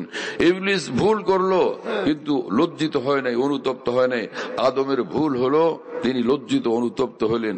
ইবলিসের ভুল হলো, ইবলিস ভুল করলো, কিন্তু সে ক্ষমা চায় নাই। আদমের ভুল হয়েছে, আদম ক্ষমা প্রার্থনা করলেন, ক্ষমা চাইলেন। ইবলিসের ভুল হলো, ওর একটু চোখের পানি আসে নাই। হযরত আদমের ভুল হলো, হযরত আদম এত কাঁদলেন যে নহর পয়দা হয়ে গেছে, পানির নহর পয়দা হয়ে গেছে। ইবনে কুদাম হাম্বলি লিখছেন এই কথা, যে পানির নহর পয়দা হয়ে গেছে। কথা বুঝতেছেন প্রিয় বন্ধুরা? তো কি হলো পরিণামে? যে ইবলিস মরদুদ হলো, বিতাড়িত হলো, ঘৃণিত হলো, ধিক্কৃত হলো, লাঞ্ছিত হলো, চির অভিশপ্ত হলো। আর হযরত আদম আলাইহিস সালাম ভুল হওয়ার পরও ভুল স্বীকার করার কারণে আগের চেয়েও লাখ কোটি গুণ ঊর্ধ্বের মর্যাদা প্রাপ্ত হলেন। কথা বুঝতেছেন প্রিয় বন্ধুরা? জোররা বুগজার জারি রা বেগির রহম সুয়ে জারি আয়াত ফকির। মিয়া পাণ্ডিত্যের ক্ষমতা, পাণ্ডিত্যের দাপট দেখায়ও না, বুদ্ধিজীবী হওয়ার দাপট দেখায়ও না, দলের দাপট দেখায়ও না। এ সকল দাপট কাল কিয়ামতে কোনো কাজে লাগবে না। জারি রা বেগির, নত হও, মাথা নত করো, বিনম্র হও, বিগলিত হও, বিনয়ী হও, এবং চোখের পানি ফেলা, কান্দো, চোখের পানি দিয়া মহান আল্লাহকে রাজি করার চেষ্টা করো। তোমার শক্তি আর দাপট কোনো কাজ দেবে না। তোমার নম্রতা, তোমার বিনয়, তোমার বিগলিত মন এবং বিগলিত অবস্থান এবং তোমার বিনয় সমৃদ্ধ চরিত্র এবং এই চোখের পানি তোমাকে সফল কাম করে দিবে, সম্মানের উচ্চ আসনে আসীন করবে ইনশাআল্লাহ তাআলা। এই পথ আমরা কবে ধরবো? মুসলিম বিশ্বে বহুত এরকম মানুষ আছে যারা ইসলামের বড় বড় চিন্তাবিদ, বড় বড় বুদ্ধিজীবী, বড় বড় জ্ঞানী, বড় বড় নেতা, মহান নেতা, কিন্তু তাদের জীবনে ইসলামের ব্যাখ্যা দিতে গিয়া তারা মারাত্মক ধরনের কোন ভুল করে ফেলছেন অথবা ছোটখাটো ভুল করে ফেলছেন। বিশ্বের উলামায়ে দ্বীন অনেক চেষ্টা করছেন ভুলগুলো তাদের ধরায় দেওয়ার জন্য, আর ভুলগুলো স্বীকার করা উম্মতের সামনে যাতে তারা পেশ করেন, তিনি নিজে শুদ্ধ হন, জান্নাতের পথ নিষ্কণ্টক হয়, নির্বিঘ্ন হয়, আর তার অনুসারীদের জান্নাতের রাস্তা নিষ্কণ্টক এবং নির্বিঘ্ন হয়। কিন্তু এই ভুলকারী মানুষগুলো নিজের ভুলটাকে শুদ্ধভাবে, অশক্তভাবে, অনড়ভাবে ধরে রাখছেন, আমি ঠিক করছি, আমি মহাজ্ঞানী, আমি মহান মস্ত বড় ইতিহাসবেত্তা, ইতিহাসের আলোকে আমি লিখছি। এগুলো কাল কিয়ামতে আল্লাহর সামনে যদি বলা হয় আমি মহাজ্ঞানী, আমি 10 লাখ পুস্তকের 10 লাখ লিটারেচার ওয়ালা এবং আমি সারা বিশ্বের মহান নেতা, আমার কোটি কোটি অনুসারী, অতএব আমি জান্নাতের অধিকারী, জান্নাতুল ফেরদৌসের বড় সিটের মালিক আমি, তো এই বক্তৃতা আল্লাহর সামনে চলবে? এতে কোনো কাজ হবে? এই কথাগুলো সময় থাকতে বুঝলে ভালো হয়। আর এই সময় থাকতে বুঝার পদ্ধতি একটাই পদ্ধতি, আমি পরিষ্কার ভাষায় বলি, সেটা হলো যে নবীর পরে বিশ্বে ইসলামের নির্ভুল উৎস হক্কানি উলামায়ে দ্বীন। কথা বুঝতেছেন প্রিয় বন্ধুরা? হ্যাঁ, হক্কানি উলামায়ে দ্বীন থেকে যুগে যুগে যারা একটু এড়ায় গেছে, একটু ক্ষতিগ্রস্ত হয়ে গেছে, বেশি এড়ায় গেছে, বেশি ক্ষতিগ্রস্ত হয়ে গেছে। হ্যাঁ, আমার প্রিয় বন্ধুরা, রাসূলুল্লাহ সাল্লাল্লাহু আলাইহি ওয়াসাল্লাম বলছেন, এই আলেম উলামারা যাদের সিনাতে আসমানি ইলম মওজুদ, কোরআন সুন্নাহর ইলম মওজুদ, তারা আমার ওয়ারিস, নবীদের ওয়ারিস। তোমাদের কাজ হলো যে ফামান আখাযাহু আখাযা বিহাজ্জিন ওয়াফির, এই আলেমদের কাছ থেকে, আলেমদের নিকট থেকে আমার এই মিরাজ ইলমে দ্বীন, দ্বীনের শিক্ষা এবং জ্ঞান যারা নিবে, তারা মস্ত বড় সম্পদ নিয়ে গেল, মস্ত বড় সম্পদের অধিকারী হয়ে গেল। এখন মুসলমানরা যারা ইসলামকে ভালোবাসেন, ইসলামের জন্য দরদি মন রাখেন, ইসলামের ভীষণ শুভাকাঙ্ক্ষী, ইসলামের কল্যাণকামী এবং ইসলামকে ব্যাপক বা ইসলামের ব্যাপক প্রচার প্রসার এবং প্রতিষ্ঠা চান, এদের মধ্যে বিশাল একটা অংশ আলেমদেরকে এড়ায় চলার দৃঢ় সিদ্ধান্ত নিয়ে রাখছেন, অটল সিদ্ধান্ত নিয়ে রাখছেন। এটা কি সঠিক সিদ্ধান্ত হলো? আলেমদেরকে এড়ায় চলার দৃঢ় সিদ্ধান্ত, এটা কতটা সঠিক সিদ্ধান্ত? কি আশ্চর্য, কতটা আশ্চর্যজনক। নবী বলেন আলেমদের সাথে চলো, আর আপনারা সিদ্ধান্ত নেন আলেমদেরকে এড়ায় চলো। বরং আলেমদেরকে তুচ্ছ তাচ্ছিল্য করা পর্যন্ত নয়, আলেমদেরকে ধিক্কৃত করা, ধিক্কার দেওয়া, তিরস্কার করা, বিদ্রূপ করা এবং তাদের প্রতি ঘৃণা করা, তাদের সমালোচনা করা, তাদেরকে গালিগালাজ করা, এটাকে নেক আমল মনে করা, এটাকে জান্নাতে যাওয়ার আমল মনে করা, এইরকম অবস্থান যদি কারো তৈরি হয়ে যায় তো সেটা কতটা দুঃখজনক, বেদনাদায়ক এবং কতটা এর পরিণতি বিপজ্জনক। মুসলমানের কি উচিত না এগুলো খেয়াল করা? দল বড় না দিন বড়, দল বড় না ঈমান বড়?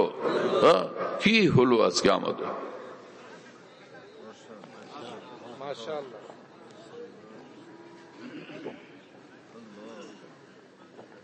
হ্যাঁ, এক কথা বলতে গিয়া প্রসঙ্গে কত কথা বলা হয়ে যায়, কিন্তু যেটা বলতে চাই সেটা থেকে যায়। সেটা হলো যে মুসলমান নামাজ পড়ে, নিঃসন্দেহে নামাজ বড় দামি আমল, রোজা বড় দামি আমল, হ্যাঁ, যে হজ বড় দামি আমল, এক একটার মর্যাদা কত যে বড় কি বলি, হ্যাঁ না?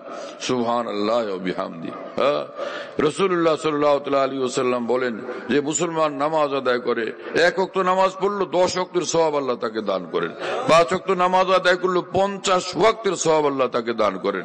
একবার হজ করলো, হজ ইন্নাল হাজ্জা ইয়াহদিমু মা কানা ক্বাবলাহু, মুসলমান হজ করলো আল্লাহকে খুশি করার নিয়তে, তার হজ আর অতীতের জীবনের সব গুনাহকে মিসমার করে দেয়, নির্মূল করে দেয়, নিশ্চিহ্ন করে দেয়। আল্লাহর জন্য যে হজ করে সে হজের কারণে তার পিছনের গুনাহ সব সাফ হয়ে যায়, পরিষ্কার হয়ে যায়। কথা বুঝতেছেন প্রিয় বন্ধুরা? মুসলমানের এক এক আমল এত দামি। আরে রমজানের ফরজ রোজা কত বড় আল্লাহ জানে, আরে নফল রোজার ফজিলত শুনেন। রাসূলুল্লাহ সাল্লাল্লাহু আলাইহি ওয়াসাল্লাম বলেন, মান সাওমা ইয়াওমান ফি সাবিলিল্লাহ বা'দাল্লাহু ওয়াজহু আনিন নার 70 খরিফান, যেই মুসলমান আল্লাহর সন্তুষ্টির জন্য কোন একদিন মাত্র নফল রোজা রাখে, তার মধ্যে আর জাহান্নামের মধ্যে আল্লাহ পাক 70 বছরের দূরত্ব পয়দা করে দেন। এই যদি হয় আল্লাহর জন্য, আল্লাহর খুশির নিয়তে একটা নফল রোজার মর্তবা, তো ফরজ রোজার মর্তবা তাহলে কত বড়। শুনতেছেন প্রিয় বন্ধুরা? কি আশ্চর্য ইসলাম! আল্লাহ আল্লাহ আল্লাহ, সুবহানাল্লাহ। ইসলাম কত সুন্দর, কত সুন্দর, কত সুন্দর। ইসলামের চর্চা করা উচিত, ইসলামের আমলগুলো আমাদের মধ্যে আলোচনা হওয়া উচিত। এর দ্বারা সর্বশ্রেণীর মুসলমানরা উপকৃত হবে। আমরা স্টেজে বসলে কথা বলতে, এখন যদি সেখানে মনে করি আমার দলের লোকেরা আসছে কিনা কি জানে, ওইদিকে দেখা গেল অন্য দল, আহা, চেহারাটা মলিন হয়ে গেছে। এই লোক মঞ্চে বসে দিনের কথা বলার যোগ্যতা রাখে না, যে এরকম মানুষে এরকম পার্থক্য করতেছে। মাওলানা জালালউদ্দিন রুমি রহমতুল্লাহ আলাইহি বলেন যে মুসলমানের চরিত্র তো এই হবে, হে কাফিররা বখারি মঙ্গারে কে মুসলমান বুদানার বাসদ উমেদ, কোন কাফেরকেও, বিধর্মীকেও তুমি ঘৃণার নজরে দেখো না, এই অর্থে যে হতে পারে কোনদিন সে কালমা পড়ে মুসলমান হইয়া একদম জান্নাতি হয়ে যাবে। আর তোমার আমার জীবনের বেসুমার অপরাধ, গুনাহ খাতা, এগুলোর জন্য আল্লাহ যদি ধরেন তো উপায় কি? হ্যাঁ, আমার উপায় কি, তোমার আমার উপায় কি? আর সে তো কালেমা পড়ে বাস মুসলমান হয়ে গেলে ইন্নাল ইসলাম ইয়াহদিমু মা কানা ক্বাবলাহু, তার অতীতের সব গুনাহ আল্লাহ মাফ করে দিয়া তাকে জান্নাত দিয়ে দিবেন। এজন্য কোন অমুসলিমকেও ঘৃণার নজরে তুমি দেখো না। এই বললেন এত বড় আলেম বুজুর্গ মাওলানা জালালউদ্দিন রুমি রহমতুল্লাহ আলাইহি। হ্যাঁ, তো ইসলামের এক একটা আমল এত দামি, এত মূল্যবান, এত মূল্যবান। সেই রাসূলুল্লাহ সাল্লাল্লাহু আলাইহি ওয়াসাল্লাম যিনি ইসলামের বাহক, ইসলাম নিয়ে আসছেন, ইসলামের শিক্ষক, ইসলামের মহান শিক্ষক, সেই রাসূলুল্লাহ সাল্লাল্লাহু আলাইহি ওয়াসাল্লাম বলেন, কাল কিয়ামতের দিন মানুষের আমলগুলো যখন ওজন করা হবে, তো ওই সময় যে জিনিসটা ওই আমল নামাতে সবচেয়ে ভারী হবে সেটা হলো মানুষের খুলুকে হাসান, মানুষের সুন্দর চরিত্র, সুন্দর আচার ব্যবহার। বুঝতেছেন ভাইরা? হ্যাঁ, অনেক অশিক্ষিত মানুষ, বুড়ো মানুষ, হ্যাঁ, তো দিনদার, ভালো মুসলমান, ভালো নামাজি, দেখলে বাবাজি ভালো আছেন আপনি? এই যে হাস্যোজ্জ্বল মুখে কথা, হাস্যোজ্জ্বল মুখে এরকম আরেক মুসলমানের সঙ্গে সাক্ষাৎ, এটা দান সদকা করলে আল্লাহ যেরকম খুশি হন, আল্লাহর জন্য দান সদকা করার মতো আল্লাহ পাক খুশি হয়ে যান। আমরা 5 টাকা দিলে, 5,000 টাকা, 5 লাখ টাকা দিলে বড় কিছু দিয়ে ফেললাম, কিন্তু একজনের সঙ্গে সুন্দর চরিত্রের সাথে, সুন্দর ব্যবহারের সাথে এক মুসলমানের সঙ্গে কথা বলা, তার সামনাসামনি হওয়া, এটা 5 কোটি টাকার চেয়েও দামি আমল। শুনতেছেন আমার ভাইয়েরা? হ্যাঁ, এমনকি রাসূলুল্লাহ সাল্লাল্লাহু আলাইহি ওয়াসাল্লাম বলেন, ইজা আতাকুম কারীম কওমিন ফাআকরিমুহু, তোমাদের নিকট যদি কোনো মানুষ আসে সমাজে যিনি সম্মানিত, তোমরা তাকে সম্মান দিও। ইসলামের শিক্ষা এটা, যে তোমরা তাকে সম্মান দিও। সম্মানিত লোককে সম্মান করা এটা ইসলামের শিক্ষা। আর কি, এমনকি রাসূলুল্লাহ সাল্লাল্লাহু আলাইহি ওয়াসাল্লাম বলেন যে আমরা সমাজনীতি বলি, সমাজনীতি, সমাজকে সুন্দর করার জন্য পুলিশ বাড়াইতেছি, র্যাব বাড়াইতেছি, আরো কত সব আইন কানুন বানাইতেছি। যদি না আল্লাহর ভয় অন্তরে পয়দা হয়, আখিরাতে আল্লাহর সামনে হিসাব দিতে হবে, এই বুঝ যদি ভিতরে না পয়দা হয়, তো লাখ কোটি পুলিশ, র্যাব, আইন কানুন দিয়া কাউকে মানুষের চরিত্রে চরিত্রবান বানানো সম্ভব না। আল্লাহর ভয় মানুষকে চরিত্রবান বানায়, আল্লাহর কাছে জবাবদিহিতার চিন্তা মানুষকে চরিত্রবান বানায়, মানুষকে পশুত্ব থেকে মুক্ত করে সত্যিকার মানুষ বানায়। কথা বুঝতেছেন প্রিয় বন্ধুরা? হ্যাঁ, মাওলানা জালালউদ্দিন রুমি রহমতুল্লাহ আলাইহি বলেন, একে মিবিনি খিলাফে আদমান নেস্তান আদম খিলাফে আদমান, এই মানুষটা যাকে দেখো যে নবী রাসূলদের বাতলানো সুন্দর চরিত্র, সুন্দর জীবন তার মধ্যে নাই, ভাই এটা আকৃতির মানুষ, আসল মানুষ এটা না। আসল মানুষ যে হবে সে মহান স্রষ্টা আল্লাহকে মানবে, আল্লাহর আনুগত্য করবে, আল্লাহর হুকুম মোতাবেক চলবে, সে আল্লাহকে খুশি রাখার স্বার্থে আল্লাহর মাখলুকের সঙ্গে সব জায়গাতে সদাচার সদ্ব্যবহার করবে। এখন আমরা মুসলমানরা যারা দিনদার মুসলমান, খুব নামাজওয়ালা, খুব জিকিরওয়ালা, খুব তেলাওয়াতওয়ালা, খুব ইসলামওয়ালা, খুব আমলওয়ালা, খুব চোখের পানিওয়ালা, খুব ইশরাক আউয়াবিন চাষ তাহাজ্জুদওয়ালা, সব ঠিক আছে, কিন্তু বাসায় গেলে বউর লোকে গোলমাল। কি কথা বুঝেন নাই? এরকম হয় কিনা? দুনিয়ার সব মানুষ বলে যে হুজুর বড় কেবলা, হুজুর আমাদের কেবলা, কিন্তু বাসায় গেলে রিপোর্ট নিলে দেখা যায় যে সেখানে দেখা যায় যে যা তা নিচু ব্যবহার, হ্যাঁ, তুচ্ছ, অত্যন্ত অমানসিক ব্যবহার। রাসূলুল্লাহ সাল্লাল্লাহু আলাইহি ওয়াসাল্লাম বলেন যে আনা খায়রুকুম খায়রুকুম লিআহলিহি ওয়া আনা খায়রুকুম লিআহলি, আও কামা ক্বাল সাল্লাল্লাহু আলাইহি ওয়াসাল্লাম। রাসূলুল্লাহ সাল্লাল্লাহু আলাইহি ওয়াসাল্লাম বলেন, যারা নিজের স্ত্রীর সঙ্গে সদাচার করে, সদ্ব্যবহার করে, এই স্ত্রীর সঙ্গে সদাচারের ক্ষেত্রে যে উত্তম, তো সে তোমাদের এই সমাজের মধ্যে উত্তম মানুষ, উৎকৃষ্ট মানুষ, সবচেয়ে দামি মানুষ। আর সারা পৃথিবীতে স্ত্রীদের সঙ্গে সদাচারের ক্ষেত্রে আমি সকলের চেয়ে অগ্রগামী, এজন্য সারা বিশ্বে তোমাদের সকলের মধ্যে আমি সবচেয়ে উত্তম। এই বলেন রাসূল পাক সাল্লাল্লাহু তাআলা আলাইহি ওয়াসাল্লাম। এখন অনেকে বলবেন যে আমি অনেক বড় মাস্টার, প্রফেসর, অনেক বড় ডাক্তার, ইঞ্জিনিয়ার, আমি অনেক বড় হুজুর, শাইখুল হাদিস, অনেক বড় মুফতি সাহেব হুজুর। বউ তো কথা শোনে না, বউ তো আমার লোকে ভালো ব্যবহার করে না, এটার চিকিৎসা কি হুজুর কয়দিন সহ্য করি? কি কথা বুঝতেছেন? হাকিমুল উম্মত মাওলানা আশরাফ আলী থানভী রাহমাতুল্লাহ আলাইহির নিকট এক দারোগা চিঠি লিখছেন যে হুজুর আপনি বহুত বড় আলেম বুজুর্গ মানুষ, তো আপনার এখানে বড় বড় উলিয়া উলিয়া পয়দা হয়, একটা বিপদে পড়ছি, আপনার কাছে জানাই, কি পানি পড়া দিবেন না তাবিজ দিবেন? আপনি জানেন। বিপদটা হলো এই, হুজুর আমি যখন থানা যাই, থানা আমার ভয়ে কাঁপে, থানার সব প্রতিটি ইট আমার ভয়ে কাঁপে, কিন্তু হুজুর আমি যখন বাসার দিকে রওনা হই, তো আমার স্ত্রীর ভয়ে আমার দুই ঠ্যাং কাঁপতে থাকে। কোন পানি ভরা দিবেন না তাবিজ দিবেন? হুজুর আপনি জানেন। হযরত হাকিমুল উম্মত মাওলানা আশরাফ আলী থানভী রাহমাতুল্লাহ লিখছেন যে দারোগা সাহেব, আপনি বাসায় যখন যাবেন তো তখন একটা মোরাকাবা করবেন। অনেকে বলে মোরাকাবা, মোরাকাবা না, শব্দটা হলো মোরাকাবা। হ্যাঁ, একটা মোরাকাবা করবেন। মোরাকাবা কি? ধ্যান করা, অন্তরে ধ্যান করতে করতে যাবেন। কি ধ্যান?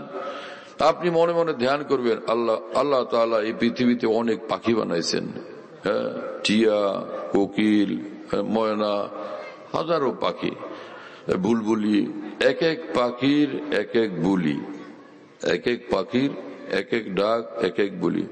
স্ত্রী নামের একটা পাখি আল্লাহ আমাকে দিয়েছেন, ওর একটা আলাদা বলি। সব পাখিদের আলাদা আলাদা বলি, আমার স্ত্রীর আলাদা বলি, আলাদা ঢঙের ডাক। তো ওর ডাকা তো ও ডাকবে সব পাখির মতো, তো ওর ডাকা ডাকলে আমি শুনবো। টিয়া ডাকলে শুনি, ময়না ডাকলে শুনি, কোকিল ডাকলে শুনি, কাক ডাকলে শুনি, তা আমার পাখি যেরকম ডাকবে শুনবো। এই কথা আপনি ধ্যান করবেন, এই খেয়াল করতে করতে বাসায় যাবেন। এই সে যাই বলবে আর কোনো কথা বলবেন না, তো আপনি তখন এই চিন্তা করবেন, ওই আমার পাখি ডাকতেছে, আমার পাখি ডাকতেছে। তো শিক্ষিত মানুষকে একটা জিনিস বললে বুঝে, মানতে সহজ হয়। তো উনি শিক্ষিত মানুষ, তো কথাটা মনে লাগছে। বাসায় ফিরতে সময় এখন ওই খেয়াল করছেন যে সব পাখি নিজ নিজ ডাক, নিজ নিজ সুরে ডাকে, হ্যাঁ, নিজের বুলি ডাকে, তো আমার পাখি ডাকবে আমি শুনবো। এই ভাবতে ভাবতে ভাবতে ভাবতে এইবার বাসায় আসছেন। ওই বউ এরকম ছিল, ওই দারোগারে দেখলেই মানে শুরু করে দিত, এই যে খামোকা হট্টগোল গন্ডগোল, আসার পিসার, এখানে পাতিল ধরে আসার দিতেছে, ওখানে ঝাড়ু ধরে আসার মারতেছে, যা ঝামেলা করার করত। এইটা কি সারাদিন এই কষ্ট করলাম, আসলাম বাসায় এই করে, সহ্য করতে পারে না। তো এখন ওই ভাবতে ভাবতে বাসায় ফিরছে, যেই দারোগারে দেখছে গালাগালি বকাবকি আরম্ভ করে দিছে। তো দারোগা ভাবেন যে এই যে আমার পাখি ডাকতেছে, আমার পাখি ডাক আরম্ভ করছে, ডাকতেছে। তো ওই চিন্তায়, ওই মোরাকাবায় বিষয়টাকে সহজ করে দিছে।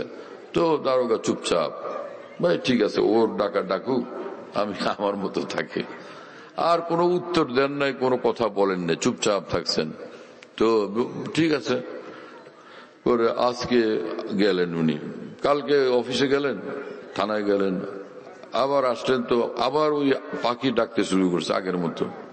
উনি চুপচাপ, পাখি তো ডাকবেই, তার ডাকার সে ডাকতেছে, তো আমার কি, ঠিক আছে। এইভাবে হযরত থানবী লিখছিলেন 15 দিন পর রিপোর্ট দিয়ে, 15 দিন পর রিপোর্ট জানাবেন। 15 দিন পর তিনি রিপোর্ট দিচ্ছেন, হুজুর যে আপনি কি তাবিজ দিলেন, আমি বুঝছিলাম কি পানি পড়া দিবেন না তাবিজ দিবেন, এমন এক তাবিজই আপনি আমার দিলেন হুজুর। এই 15 দিনের মধ্যে আমার ঘরটা একটা জান্নাতের পরিবেশ হয়ে গেছে। কারণ সত্য হলো এই, সে যখন বাড়াবাড়ি করত আমিও বাড়াবাড়ি করতাম, সে যখন সীমা লঙ্ঘন করত আমিও সীমা লঙ্ঘন করতাম। এই সব কারণে আমার ঘরটা ছিল একটা জাহান্নাম, আমার সন্তানেরা বাস করত জাহান্নামের আগুনে। আর আপনার এই পরামর্শ মানার কারণে আল্লাহ পাকের রহমতে আমি এই বিষয়টার উপরে আমল করার কারণে আমি ধৈর্য ধরতে থাকলাম, সহ্য করতে থাকলাম। 1 দিন 2 দিন 3 দিন 5 দিন, সে তখন দেখে যে না, কোনো উত্তর তো দেয় না। তো পরে এক হাতে তো তালি বাজে না, হ্যাঁ, এক হাতে তো তালি বাজে না। তো সেও পরে দেখলাম ধীরে ধীরে নীরব হয়ে গেছে। 15 দিন হইতে হইতে এখন আমাদের আপোষে একটা হৃদ্যতাপূর্ণ, আন্তরিকতাপূর্ণ, মহব্বত ভরা সম্পর্ক পয়দা হয়ে গেছে। আগের অবস্থাটা একদমই চেঞ্জ হয়ে গেছে, বদলে গেছে। কথা বুঝতেছেন প্রিয় বন্ধুরা? রাসূল আকরাম সাল্লাল্লাহু আলাইহি ওয়াসাল্লাম বলেন যে ইন্নাল মারআতা খুলিকাত মিনাজ জিলে, নারীদের সৃষ্টি করা হয়েছে পাজরের বাঁকা হাড় থেকে। যেই জিনিস দিয়া, যেই উপাদান দিয়া সৃষ্টি কোন জিনিস তৈরি করা হবে, সেই উপাদানের প্রতিক্রিয়া ওর মধ্যে থাকবে না। তো বাঁকা হাড়ের দ্বারা সৃষ্ট যদি এই নারী সম্প্রদায়, তো তাদের এই সেই যেই উৎস এবং উপাদান, সেটার প্রভাব প্রতিক্রিয়া তাদের ভিতরে থাকতে তো পারে। এজন্য রাসূলুল্লাহ সাল্লাল্লাহু আলাইহি ওয়াসাল্লাম বলেন যে ফাইন ইসতামতাতা বিহা ইসতামতাতা বিহা ওয়া ফিহা ইবাদ, এই নারীর দ্বারা তুমি যদি আনন্দের সাথে, সুখের সাথে, আনন্দে এবং সুখে সংসার করতে চাও, তাহলে তার এই যে বক্রতাপূর্ণ আচার আচরণ, এগুলো মাইনে নিয়েই তোমাকে ঘর সংসার করতে হবে। ওয়াইন যাহাবতা তুকিমুহা কাসারতাহা, আর যদি তুমি মনে করো যে না, ওরে আমি সোজা করি ছাড়বো, কি কথা বুঝেন নাই? যেটা অনেক বেশি জ্ঞানী গুণীদের প্রোগ্রাম থাকে, রুটিন থাকে, প্ল্যান থাকে, যা পরে সোজা করে ছাড়বো, এমনি ছাড়তেছি না। হ্যাঁ, ওয়াইন আল্লাহ রসুল সাল্লাল্লাহু আলাইহি ওয়াসাল্লামের কথা দেখেন, ওয়াইন যাহাবতা তুকিমুহা কাসারতাহা, তো সব ভাঙ্গা চুরমার করে ফেলবে। ওয়াকাসরুহা তালাকুহা, ভাঙ্গা চুরমার করার মানে হলো যে বিচ্ছেদ ঘটবে, সংসার শেষ হয়ে যাবে। কথা বুঝতেছেন প্রিয় বন্ধুরা? রাসূলুল্লাহ সাল্লাল্লাহু আলাইহি ওয়াসাল্লাম ঘর সংসার করার জন্য এইরকম মূল্যবান নীতি আমাদেরকে শিক্ষা দিয়ে গেছেন। এটা আজকে আমাদের মধ্যে কতটুকু আছে? আমি কাউকে হাত তুলতে বলি না, এখানে আমরা যারা উপস্থিত আছি আমাদের কয়জনের মধ্যে চরিত্রটুকু আছে যে আমি স্ত্রীর সঙ্গে হুজুর আলহামদুলিল্লাহ সদাচার করি, এই ব্যাপারে আমার কোনো ত্রুটি নাই হুজুর আলহামদুলিল্লাহ আমি এইরকম ফেরেশতা। কে কয়জন বের হবে এই সমাজে? অথচ যে রাসূল পাক সাল্লাল্লাহু আলাইহি ওয়াসাল্লাম বলছেন, হাকিমুল উম্মত মাওলানা আশরাফ আলী থানভীর বেহেশতি যাওয়ার কিতাবেও এই কথাটা আছে যে স্ত্রীর সঙ্গে কিছুক্ষণ সময় কাটানো, কিছুক্ষণ আনন্দ ফুর্তি করা, হাসি খুশি করা অনেকগুলো নফল ইবাদতের চেয়েও এটার মর্তবা বেশি। কথা বুঝতেছেন প্রিয় বন্ধুরা? নফল ইবাদত করলে অন্তরে যে পরিমাণ নূর পয়দা হয়, স্ত্রীকে কিছুক্ষণ সঙ্গ দিলে তার চেয়ে বেশি অন্তরে নূর পয়দা হয়, তার চেয়ে বেশি নেকি অর্জন হয়, তার চেয়ে বেশি আখিরাতের সামান সম্পদ অর্জন হয়। আল্লাহ পাক আমাদেরকে বুঝ দান করেন, তৌফিক দান করেন। আমার ভাই, ইসলাম তো এত সুন্দর, তো আমরা কি করি? আল্লাহ পাক পবিত্র কোরআনে বলেন, ওমা খালাকতুল জিন্না ওয়াল ইনসা ইল্লা লিয়াবুদুন, আমি মানুষদেরকে এবং জিনদেরকে বানাইছি যে এরা আমার ইবাদত বন্দেগী ওয়ালা জিন্দেগি নিয়ে এই পৃথিবীতে চলবে। তো ইবাদত তো আসমানের ফেরেশতারাও করতেন, মানুষদেরকে বানাইছেন খালি ইবাদত বন্দি করার জন্য। হ্যাঁ, মানুষ ইবাদত বন্দি করবে, এটার ব্যাখ্যা আল্লাহ পুরা কোরআন জুড়ে জায়গায় জায়গায় দিতে থাকছেন যে ফাআলহামাহা ফুজুরাহা ওয়া তাকওয়াহা ওয়া আফলাহা মান যাক্কাহা। যার মর্মার্থ হলো এই, আল্লাহ পাক বলেন যে ফেরেশতাদের মনে কোনো গুনার প্রতি টান পয়দা হয় না, আকর্ষণ পয়দা হয় না। হে মানুষ, তোমাদের মনের ভিতরে পাপের প্রতি, অন্যায়ের প্রতি, গুনার প্রতি আকর্ষণ পয়দা হবে, হাজার বার, লাখ কোটি বার পয়দা হবে। তার প্রমাণ ইন্নান নাফসা লাআম্মারাতুম বিসসু। আল্লাহ পাক বলেন যে তোমার ভিতরে নফসটা এমন যে কেবলই অসংখ্য খারাপ কাজের দিকে প্ররোচিত করতে থাকবে। যে এইটা কর, সিনেমা হলে যা, টেলিভিশনটা দেখ, ভিন্নারের দিকে একটু নজর কর, ওখানে ভালোবাসা নিবেদন কর, এইসব যত সব বাজে জিনিস, যে সুদ, ঘুষ, জুয়া, মিথ্যা, ধোঁকা, নানান রকমের এই খারাপ জিনিসের দিকে তোমার নফস তোমাকে টানতে থাকবে। আল্লাহ পাক বলেন কদ আফলাহা মান যাক্কাহা। ফেরেশতার দায়িত্ব নয়, কিন্তু হে মানুষ তোমাদের দায়িত্ব এটা যে তোমার মনে খারাপ চিন্তা, খারাপ কিছু ভিতরে যখন জাগবে, এটাকে দমায়া দিয়া এর বিপরীত পথে আমি আল্লাহকে সন্তুষ্ট করার কাজে তুমি অগ্রসর হবে। তো যখন তুমি তোমার নফসের হারাম চাহিদাটাকে দাবায় দিলে আমি আল্লাহর জন্য, তো নিঃসন্দেহে জান্নাতের দুয়ার তোমার জন্য খুলে যাবে, নিঃসন্দেহে তুমি কামিয়াব হয়ে যাবে, নিঃসন্দেহে তোমার আল্লাহকে তুমি পেয়ে যাবে। কথা বুঝতেছেন প্রিয় বন্ধুরা? তা আমাদের নফসের গোলামি করা না নফসের হারাম চাহিদার বিরুদ্ধে চলা, কোনটা ইসলাম, কোনটা দিন, কোনটা জান্নাতের পথ? যেটা জান্নাতের পথ সেটা আমরা করবো ইনশাআল্লাহ তাআলা। রাসূলুল্লাহ সাল্লাল্লাহু আলাইহি ওয়াসাল্লাম বলেন, হুফফাতিল জান্নাতু বিল মাকারিহ ওয়া হুফফাতিন নারু বিশ শাহাওয়াত।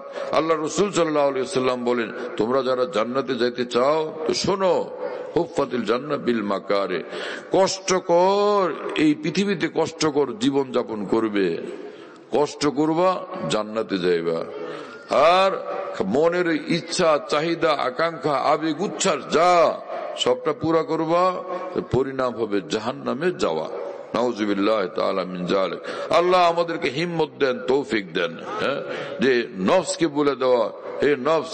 এক বুজুর্গ রাস্তা দিয়ে যেতেছিলেন, তো বলতেছিলেন যে এই তুই আমার খোদা না, আমি তোর বান্দা না, তোর কোনো কথা মানি না। বাদশাহ ছিলেন মুসলমান, আর গোয়েন্দা পুলিশ ছিল, তারাও মুসলমান।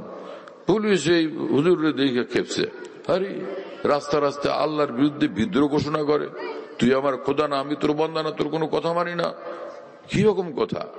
গোয়েন্দারা গিয়া বাদশার কাছে রিপোর্ট করছে।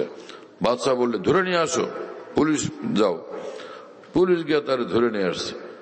হ্যাঁ হুজুর, আপনার সমাজের লোকেরা সবাই মনে করে যে ভালো মানুষ, বুজুর্গ মানুষ, আপনার থেকে ঝাড় ফুঁক নেয়, দোয়া নেয়।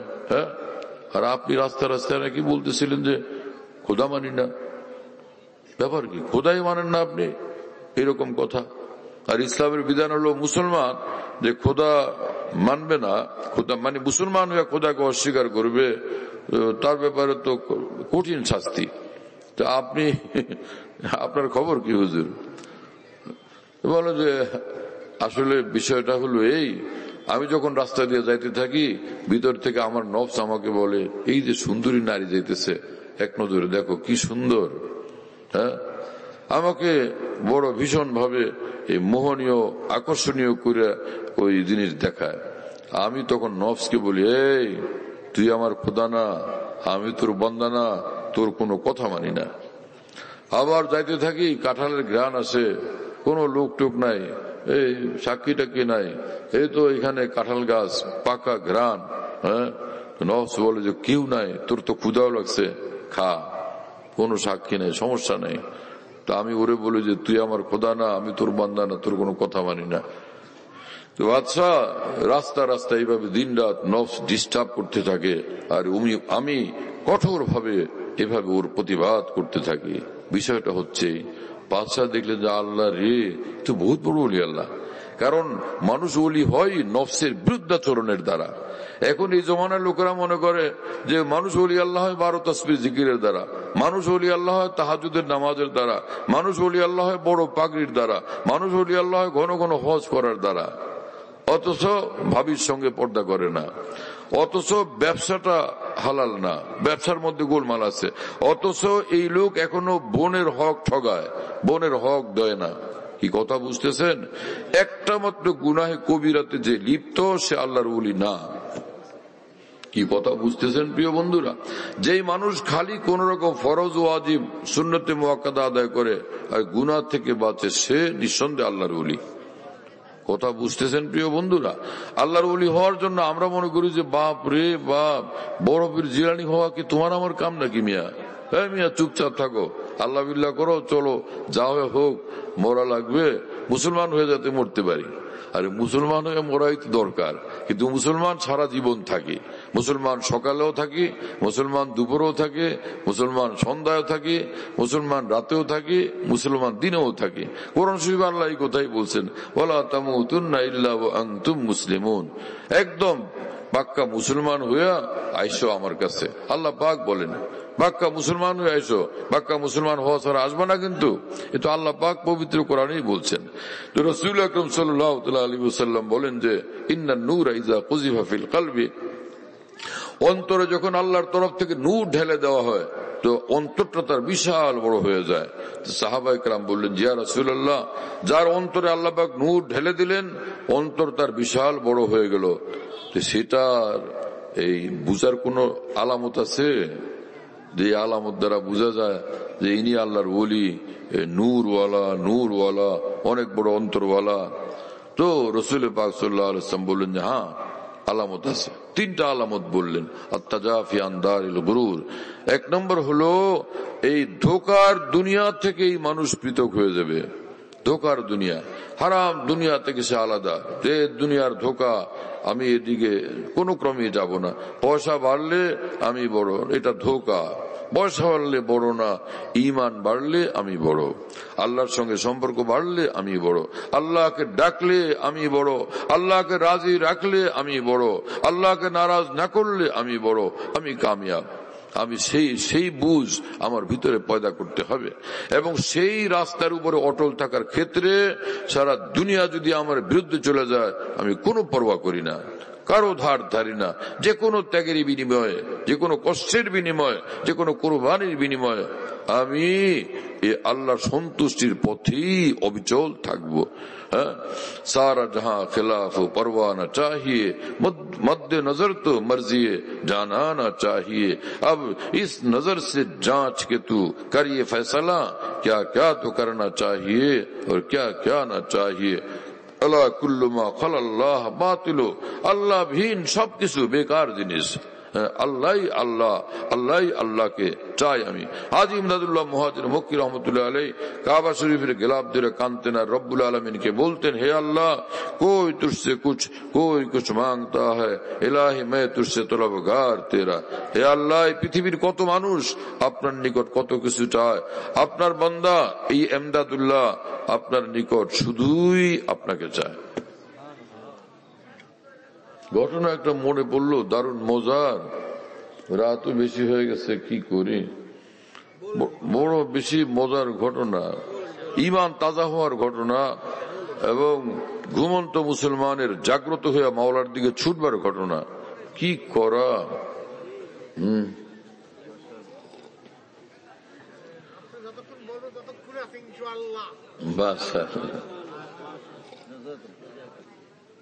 মাশাআল্লাহ, আল্লাহ আপনাদের মর্তবা অনেক বাড়ায় দেন।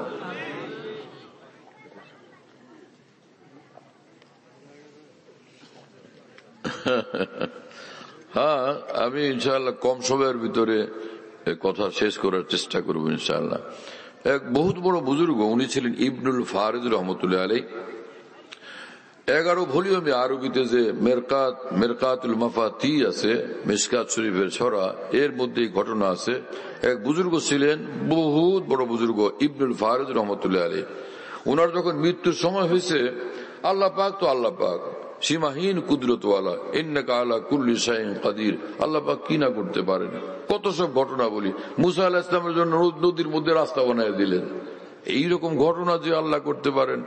নমরুদ ফেলে দিছে আগুনের মধ্যে, আগুন কোনো জ্বালাইতে পারল না, এটা পশম, সেই আল্লাহ তো ওই বুজুর্গের ইন্তেকালের সময় আল্লাহ পাক ফেরেশতাদেরকে নির্দেশ করলেন যে, এই আমার এই প্রিয় বান্দা আমার ছাড়া বুঝে না কিছু, এক কাজ করো, মৃত্যুর আগে ওর জান্নাতটা ওরে দেখাইয়া দাও, হটাও পর্দা, হটাও পর্দা। এইরকমও উলিয়া উলিয়া আরিফিন পৃথিবীতে ছিলেন, এই কিয়ামত পর্যন্ত হবেন, যারা এই থাকেন এই পৃথিবীতে, কিন্তু আসমানকে অতিক্রম করে আরশ পর্যন্ত আল্লাহ পাকের নূর আর নূর, আল্লাহ পাকের সৌন্দর্য আর সৌন্দর্য অবলোকন করতে থাকেন। খালি ব্যাপারটা এতটুকু যে আল্লাহর সত্তাটাকে দেখা যায় না, কথা বুঝতেছেন? আল্লাহর সত্তা দেখা যাবে না জান্নাতে যাওয়ার আগে, কিন্তু সে আল্লাহর সৌন্দর্য এবং নূর তারা দেখতে থাকেন এই পৃথিবীতেই। एक बुजुर्ग भाषा निगाह इश्क तो बेपर्दा देखती है उसे, खिरात के सामने अब तक हिजाब आलम है।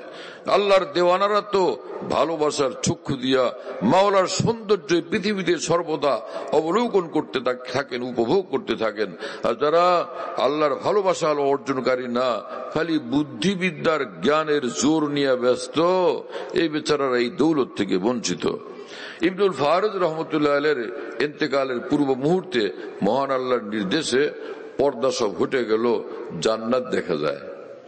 ইবনুল ফারিদ নিজের জান্নাত দেখতেছেন, হুর গিলমান দেখতেছেন, এবং কোরআন শরীফে রব্বুল আলামিন বলছেন যে আমার যারা ওলি হন, লাহুমুল বুশরা ফিল হায়াতিদ দুনিয়া ওয়া ফিল আখিরাহ, তাদের জন্য সুসংবাদ দুনিয়ার জীবনও আর আখিরাতেও। কি কথা বুঝতেছেন ভাইরা? দুনিয়ার জীবনের সুসংবাদ, দুনিয়ার জীবনের সুসংবাদের মধ্যে একটা হলো ভালো ভালো সুন্দর সুন্দর স্বপ্ন দেখা, মজার মজার স্বপ্ন। জিবরাইল আলাইহিস সালামের লগে দেখা হয়ে গেল স্বপ্নে, এটা কত বড় খুশির কথা। কি কথা বুঝেন না? একজন হযরত ইব্রাহিম আলাইহিস সালামকে স্বপ্ন দেখলো, একজন রাসূলুল্লাহ সাল্লাল্লাহু আলাইহি ওয়াসাল্লামকে স্বপ্ন দেখলো, এটা কি অনেক বড় খুশির বিষয় না? তো এইরকম সুসংবাদ কোন ফেরেশতাই স্বপ্ন দেখলো, ফেরেশতাকে দেখে ফেরেশতার পক্ষ থেকে সুসংবাদ পেয়ে গেল। তো আরেক বিষয় হলো মৃত্যুর পূর্বক্ষণে মহান আল্লাহ অসংখ্য ফেরেশতা পাঠাইয়া দেন। ফেরেশতারা আইসা এই যেই মুসলমানের এখন মৃত্যু হবে তাকে আইসে বলেন যে, আসসালামু আলাইকা ইয়া ওলি আল্লাহ, আল্লাহর ওলি, সালাম সালাম। ওই মুসলমান তখন বলেন, আল্লাহ আমি মরতে লইছি আর আমার ফেরেশতারা দলে দলে এসে সালাম করেন। তখনই দিলটা বড় হয়ে যায়, মনটা বড় হয়ে যায়, আমার জন্য আল্লাহ পাক রহমতের বড় গ্রিন সিগন্যাল দেখতেছি রে। কথা বুঝতেছেন প্রিয় বন্ধুরা? ব্যাপার সেবার অন্যরকম মিয়া মুসলমানের জন্য। অসংখ্য ফেরেশতারা আইসা এভাবে আমার দাদা পীর মুহিউদ্দিন মাওলানা সাহেব রহমতুল্লাহ আলাইহি, ভারতের মস্ত বড় আলিম বুজুর্গ, তিনি বলতেন যে আল্লাহ পাক খালি মালাকুল মউতকে পাঠিয়ে দিলেই তো পারতেন, এই যা ওর রুটা কবজ করে নিয়ে আস, তাহলে তো হয়ে গেল, প্রোগ্রাম শেষ, রুটিন শেষ, প্ল্যান শেষ। কথা বুঝেন নাই? কিন্তু এত ফেরেশতা, অসংখ্য ফেরেশতা পাঠান। রাসূলুল্লাহ সাল্লাল্লাহু আলাইহি ওয়াসাল্লাম বলছেন যে যত দূর পর্যন্ত এই বান্দার দৃষ্টি যায় এত দূর পর্যন্ত ফেরেশতাই ফেরেশতা থাকে, যারা এই বান্দার রূহ নেওয়ার জন্য আসেন ওই মুহূর্তে। কেন? যে এর প্রতি সম্মান প্রদর্শনের জন্য। বা বিদেশ থেকে কোনো বাদশাহ যখন আমাদের দেশে আসবেন, কোন প্রেসিডেন্ট, বিদেশের প্রধানমন্ত্রী আসবেন, ওখানে একজন মানুষ যায় তাকে নিয়ে আসার জন্য, সংবর্ধনা দেওয়ার জন্য, বিরাট এক ব্যবস্থাপনা থাকে না? তো মহান আল্লাহর দরবারে মুমিন বান্দা যাবে, ঊর্ধ্ব জগতে তার রূহকে নিয়ে যাওয়া হবে, আল্লাহ পাকের পক্ষ থেকে আসমানি বিশাল স্টাফ পাঠায়, এইভাবে তাকে সংবর্ধনা দেওয়া হয়, তার প্রতি সম্মান প্রদর্শন করা হয়। এই আশিক কা জানাজা হয় যারা ধুম সে নিকলে, আমার দেওয়ানা আসতেছে, ধুমধাম করে তারা নিয়ে আসো। যাই হোক, তো ইবনুল ফারিদ রহমতুল্লাহ আলাইহি, ওনার জন্য আল্লাহ পাকের পক্ষ থেকে আদেশ হলো পর্দা হটাও, ওরে জান্নাত দেখতে দাও। ও জান্নাত দেখা যায়, হুর গিলমান দেখা যায়। তখন এই বুজুর্গ বললেন যে আল্লাহ এটা কি, এই কি ঘটনা, আহা এই আমার কামিয়াবি যে জান্নাত দিলেন আমারে, আর হুরগেলমান এই হলো সারা জীবন আপনাকে ভালোবাসার পুরস্কার। হায় হায়, ইনকানাত মনজিলতি ফিল হুব্বি ইনদাকুমু, ইনকানাত মনজিলতি ফিল হুব্বি ইনদাকুমু মা কাদ রাআইতু ফাকাদ যায়াতু আইয়ামি। হে আল্লাহ, সারা জীবন আপনাকে খুঁজলাম, আপনাকে তালাশ করলাম, আপনাকে ভালোবাসলাম, আর সে সারা জীবনের ভালোবাসার বিনিময় যদি হয় এই জান্নাতটা ভোগের ঠিকানা আর হুর গেলমান কয়টা, তাহলে তো আমি সব নিজের বরবাদ করলাম, সব বরবাদ করলাম, সব শেষ করে আসলাম, সব সারখার করে দিলাম। আল্লাহ পাক দেখলেন যে এই পাগল তো আমারে ছাড়া বুঝে না কিছু, জান্নাত দিয়া হুর গেলমান দিয়া তো তারে মানান যাবে না। পরে আবার এই পর্দা ফেলো। পরে আল্লাহ পাক এই বান্দাকে খুশি করার জন্য মৃত্যুর পূর্বেই নিজের সৌন্দর্যের একটা জাল্লি বর্ষণ করলেন, নিজের সৌন্দর্যের এক ঝলক দেখায় দিলেন, দেখ জালেম তুই আমার সৌন্দর্যের ঝলক দেখ। এই দেখতে দেখতে ফের তিনি জীবন দিয়ে দিলেন। निकल जाए दम तेरे कदमों के नीचे यही दिल की हसरत यही आरजू है। যারা জান্নাত জান্নাত করে ইবাদত করেন তারাও জান্নাতে যাবেন, আর যারা জান্নাতের কথা এত মনে না করেন, খালি মাওলা মাওলা করতে থাকেন, তারা নিঃসন্দেহে মাওলাকেও পাবেন, জান্নাতেও যাবেন। আমার ভাইরা, এজন্য হিম্মত করি গুনাহমুক্ত একটা জীবন বানাবো ইনশাআল্লাহ তাআলা। আর হক্কানি আলেম উলামাদের সঙ্গে জুড়ে থাকবো। অনেকে ভয় পান কিনা যে আলেম উলামাদের সঙ্গে জুড়ে থাকার মানে কি বুঝাইতে চান আপনি? কি বায়াত হইতে বলেন? বায়াত হওয়া কোনো ফরজ না, ওয়াজিব না, হ্যাঁ, বায়াত হওয়া জরুরি না। হক্কানি আলেম উলামাদের কাছ থেকে কোরআন সুন্নাহর জ্ঞান নেওয়া, সে মোতাবেক জীবনটা বানানো, আর হক্কানি আলেম উলামা আউলিয়া বুজুর্গানের সঙ্গে উঠা বসাটুকু করা। এবং হাদিসে কুদসিতে মহান আল্লাহ বলছেন যে এই বান্দারা আপসে একজন আরেকজনকে ভালোবাসে, ওয়াজাবাত মুহাব্বতি লিল মুতাহাব্বিনা ফিয়া ওয়াল মুতাজালিসিনা ফিয়া ওয়াল মুতাজাবিরিনা ফিয়া ওয়াল মুতাবাযিলিনা ফিয়া। আল্লাহ পাক বলেন যে বান্দারা আপসে আমি দেখলাম কি ও ওরে ভালোবাসে, ও ওরে ভালোবাসে, দুইজনই দুইজনের মধ্যে ভালোবাসাবাসি, সূত্রটা হলাম আমি, আমার কারণে এরা একজন আরেকজনকে ভালোবাসে। ওদের দুইজনকেই ভালোবাসা, ওদের দুইজনকে মহব্বত করা আমার জন্য ওয়াজিব হয়ে যায়। আমি দেখলাম এরা দুইজন বসছে, আমি মাওলার ভালোবাসার কারণে ওদের দুজনকে মহব্বত করা আমার জন্য ওয়াজিব হয়ে যায়। ওরা আপোষে একজন আরেকজনের সঙ্গে সাক্ষাৎটা করলো, খালি আমি আল্লাহর মহব্বতের কারণে এদের দুইজনকে মহব্বত করা আমার জন্য ওয়াজিব হয়ে যায়। একজন আরেকজনের জন্য কিছু খরচ করলো আমার মহব্বতের টানে, তো ওকে মহব্বত করা আমার জন্য ওয়াজিব হয়ে যায়। তো আল্লাহর মহব্বত যার জন্য ওয়াজিব হয়ে যায়, তো তার ঠিকানা কি জাহান্নাম না জান্নাত? নিঃসন্দেহে তার ঠিকানা হবে জান্নাত। আল্লাহর মহব্বত যার জন্য ওয়াজিব হয়ে যায়, সে মামুলি বান্দা না অনেক বড় বান্দা? বুঝা গেল? আল্লাহর জন্য কারো জন্য ভালোবাসার সম্পর্ক পয়দা করে যারা, তারা আল্লাহর ওলি হয়ে যায়। কথা বুঝতেছেন প্রিয় বন্ধুরা? এতে এই কথা বুঝলাম আমরা যে আমরা নেক আমল তো করবো, হক্কানি ওলামাদের সঙ্গে জুড়ে থাকবো, আর কোনো না কোনো খাঁটি আল্লাহ ওয়ালার সঙ্গে সম্পর্কটা রাখবো। বায়াত হইলে হইলাম, না হলে না হইলাম। বায়াত না হলে কোনো ক্ষতি নেই, এশরাক না পড়লে কোনো ক্ষতি নেই, আওয়াবিন না পড়লে কোনো ক্ষতি নেই, তাহাজ্জুদ না পড়লে কোনো ক্ষতি নেই। হ্যাঁ, আমার খেতে ধান আছে, পেট ভরে 12 মাস খাইতে পারি, কিন্তু যদি কি বলো এটা চাউল, দামি চাউল, যে বাসমতি চাউল, কিন্তু আমার যদি 10 একর জমিতে বাসমতি লাগাইলাম, আগেই পেট ভরে 12 মাস খাইছি, ঘর সংসার ভালো চলছে, ছেলে মেয়েরা ভালো খাইছে, এবং রুই বোয়াল কাতল পাঙ্গাস ইলিশ কোনো কিছুর অভাব ছিল না, হীরা কাঞ্চন মণিক্যর অভাব ছিল না, কিন্তু এর মধ্যে যদি 10 একর জমিতে বাসমতি হলো, এটা কি ক্ষতিগ্রস্ত হয়ে গেলাম না আরো লাভবান? তো যারা এশরাক পড়লেন তো আরো লাভবান, যদি আওয়াবিন পড়লেন তো আরো লাভবান, তাহাজ্জুদ পড়লেন আরো লাভবান। রাসূল সাল্লাল্লাহু আলাইহি ওয়াসাল্লাম বলছেন, মাগরিবের পরে 6 রাকাত যদি কোনো মুসলমান পড়ে, 12 বছরের নফল ইবাদতের সওয়াব আল্লাহ তাকে দান করেন। এবং অনেক মুসলমান যারা এই আমলটা করতে চান, কিন্তু খালি একটা সমস্যার কারণে, একটা আতঙ্কের কারণে এটা করতে অনেকে সাহস পান না, যে ভাই মাগরিবের পরে ফরজ 3 রাকাত, পরে 2 রাকাত, আবার 6টা রাকাত, বাবারে ভারী লাগে আমার কাছে, এতটা সাহস হয় না। মোল্লা আলী কারি রহমতুল্লাহ আলাইহি বিখ্যাত হাদিস বিশারদ, তিনি মেরকাত শরে মেশকাত কিতাবে ওই হাদিসের ব্যাখ্যা প্রসঙ্গে বলেন, যে হাদিসে যে মান সাল্লা বাদাল মাগরিবে 6 রাকাত উদিলনা লাহু বিইবাদাতি 16 সানাতান, এই হাদিসের ব্যাখ্যা প্রসঙ্গে আওয়াবিনের এই 6 রাকাতের ব্যাখ্যা প্রসঙ্গে তিনি বলেন যে এটা অধিকতর স্পষ্ট এটাই যে এই 6 রাকাতের মানে হলো মাগরিবের ফরজের পরের 6 রাকাত, তার মানে সুন্নত 2 রাকাত সহ আর 4 রাকাত মিলে এই টোটাল 6 রাকাত পড়লেই এই ফজিলত সে পাবে। কি কথা বুঝেন নাই প্রিয় বন্ধুরা? রেফারেন্স তো আমি দিলাম যাতে যে কেউ এটা দেখার সুযোগ থাকে। আল্লাহ পাক আমাদেরকে তৌফিক দেন। তো অনুরূপ ভাবে যদি কেউ বায়াত না হয় কোনো গুনাহ নাই, বায়াত হলে একটা মুস্তাহাব আমল, আরো লাভ, আরো সওয়াব, আর একটু অগ্রগতি হলো আমার। আল্লাহ পাক আমাদেরকে কবুল করেন, তৌফিক দান করেন। আর একটা হাদিস বলে শেষ করি, সেটা হলো রাসূলুল্লাহ সাল্লাল্লাহু আলাইহি ওয়াসাল্লাম বলেন যে কোন মুসলমান যদি প্রতিদিন 100 বার করে লা ইলাহা ইল্লাল্লাহ জিকির করে, কিয়ামতের দিন হাসরের মাঠে যখন আসবে, এই কালেমার নূরে তার চেহারা পূর্ণিমার চাঁদের মতো ঝলমল করতে থাকবে। কি কথা বুঝতেছেন আমার ভাইরা? এই আমলটা করতে পারবো আমরা?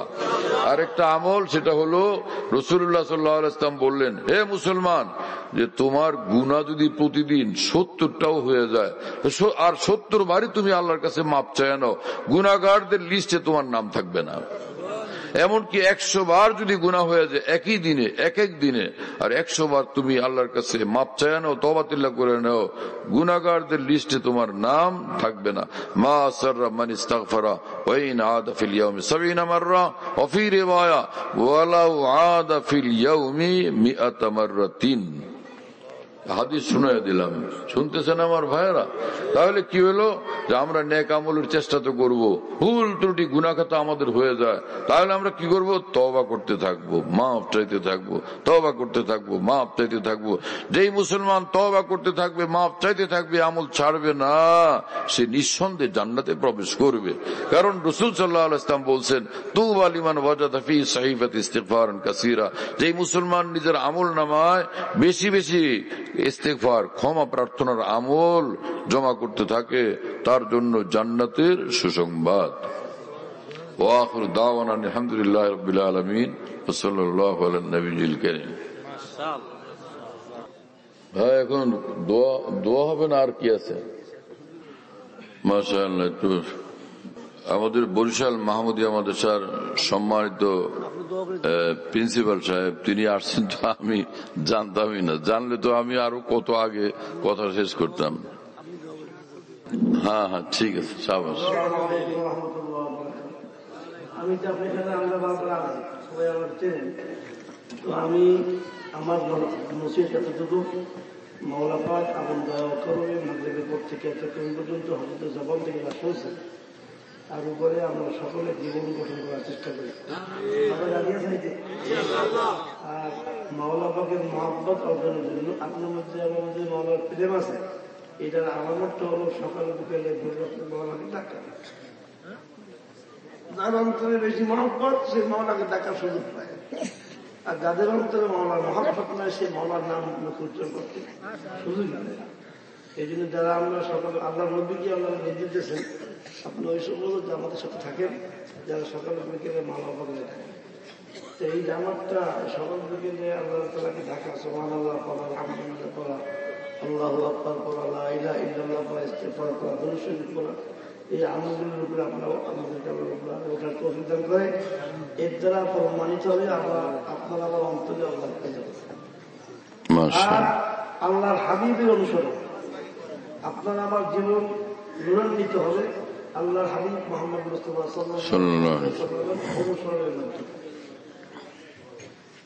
যেই ব্যক্তি আল্লাহ হাবিবকে অনুসরণ করে, এই অনুসরণ করে প্রমাণ করে, তার মধ্যে আল্লাহ হাবিবের প্রেম আছে। যাদের মধ্যে প্রেম নাই তাদের মধ্যে অনুসরণ নেই। যার মধ্যে যেই পরিমাণ প্রেম বেশি তার মধ্যে সেই পরিমাণ অনুসরণ বেশি। বুঝে আসছে? যার মধ্যে যেই পরিমাণ প্রেম বেশি আল্লাহ হাবিবের, তার মধ্যে অনুসরণ সেই পরিমাণ বেশি। আর আল্লাহ হাবিবের অনুসরণ কিন্তু আমাদের কোনো মাঝাব নেই, কোনো সুরত নেই। অতএব সকালে বিকেলে জিকির, হাঁটতে চলতে জিকির, কাজ করার সেখানে জিকির, এটা প্রমাণ করবে আল্লাহ প্রেম আছে। আল্লাহ হাবিবের অনুসরণ প্রমাণ করবে আপনার আমার অন্তরে আল্লাহ হাবিবের প্রেম আছে। মানে আহাব্বা সুন্নতি ফাকাদ আহাব্বানি, স্পষ্ট হাদিসে ভাষা। নিঃসন্দেহে যে আমার অনুসরণ করবে নিঃসন্দেহে সে আমাকে ভালোবাসে। বুঝে আসছে? মাওলা পাক আমাদের সকলকে এর উপরে চলার তৌফিক দান করে। এই মাদ্রাসাকে আল্লাহ রাব্বুল আলামিন কিয়ামত পর্যন্ত দায়ের কায়েম রাখেন। যারা এই মাদ্রাসার সাথে সম্পৃক্ত আছেন এদেরকে আল্লাহ রাব্বুল আলামিন আসমানি জমিনি বালার থেকে হেফাজত করেন। অল্প সময় ওয়াজ হয়ে গেছে 5 ঘন্টার, দোয়া হয়ে গেছে, তো সব তো হয়েছে বের। আলহামদুলিল্লাহ রাব্বিল আলামিন, ওয়াসসালাতু ওয়াসসালামু আলা সাইয়্যিদিল মুরসালিন وعلى آله وأصحابه أجمعين. اللهم صل على سيدنا مولانا محمد وعلى آل سيدنا مولانا محمد وبارك وسلم. اللهم صل على سيدنا محمد صلاة تنجينا بها من جميع الأهوال والآفات وتغفر لنا بها جميع الحاجات وتطهرنا بها من جميع السيئات وترفعنا بها عندك على الدرجات وتبلغنا بها أقصى الغايات من جميع الخيرات في الحياة وبعد الممات إنك على كل شيء قدير. اللهم صل صلاة كاملة وسلم سلاما تاما على سيدنا محمد الذي تنحل به العقد وتنفرج به الكرب وتغزى به الحوائج وتنال به الرغائب وحسن الخواتم ويستسقى الغمام بوجهه الكريم وعلى آله وصحبه في كل لمحة ونفس بعدد كل معلوم لك.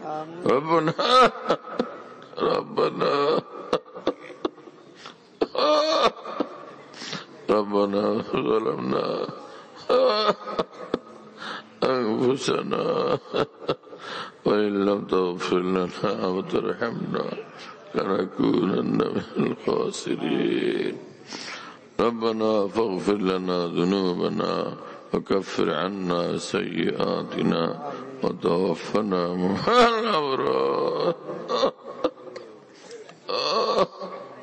وتوفنا مع الأبرار وتوفنا مع الأبرار ربنا لا تزغ قلوبنا بعد إذ هديتنا وهب لنا من لدنك رحمة إنك أنت الوهاب ربنا لا تزغ قلوبنا بعد إذ هديتنا وهب لنا من لدنك رحمة إنك أنت الوهاب ربنا هب لنا من أزواجنا وذرياتنا قرة أعين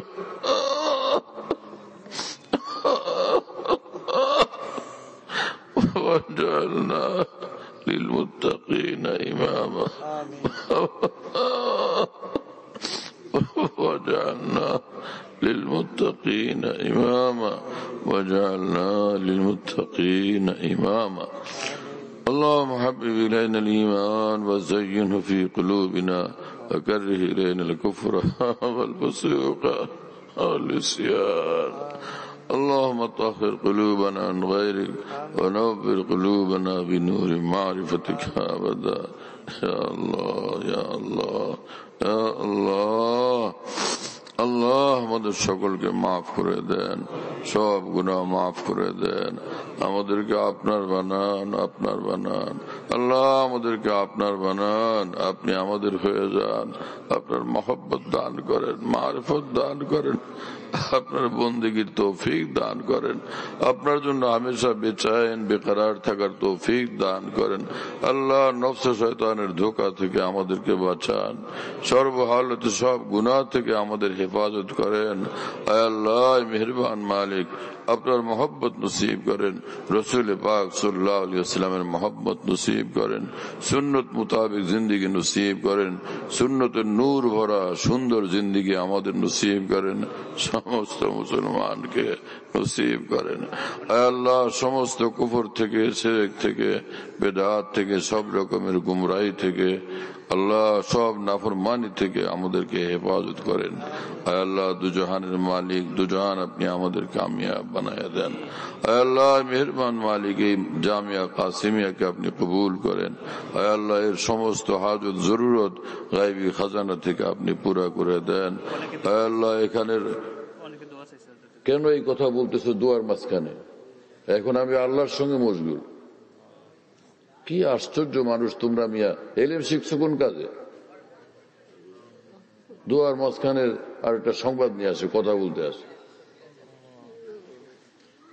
আফসোসের বিষয়, এক লোক আল্লাহর সঙ্গে মশগুল দোয়া নিয়ে মধ্যখানে আরেকটা ওয়াজ নিয়ে আসে। কোথায় শিখছো এই সকল দিন তোমরা?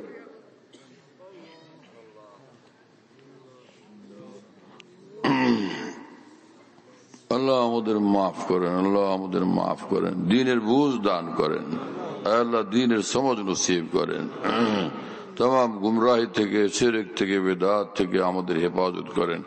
আল্লাহ মুসলমানদেরকে ভাই ভাই হয়ে থাকার তৌফিক দান করেন, সর্বহালে দ্বীনকে, ঈমানকে, ইসলামকে আল্লাহ মাথার উপরে রাখার তৌফিক দান করেন। জীবনের চেয়ে বেশি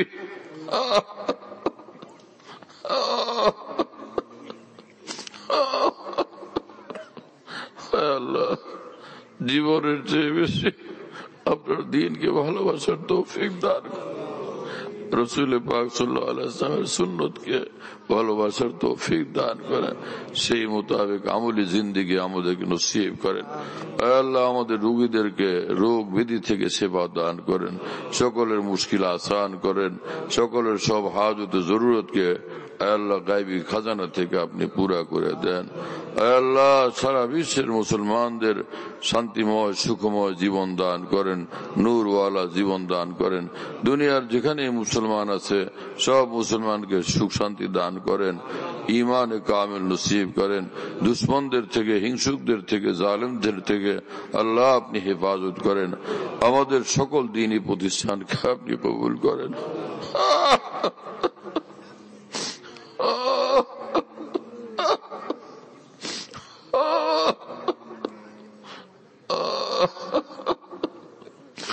আল্লাহ দ্বীনি মাদ্রাসাগুলো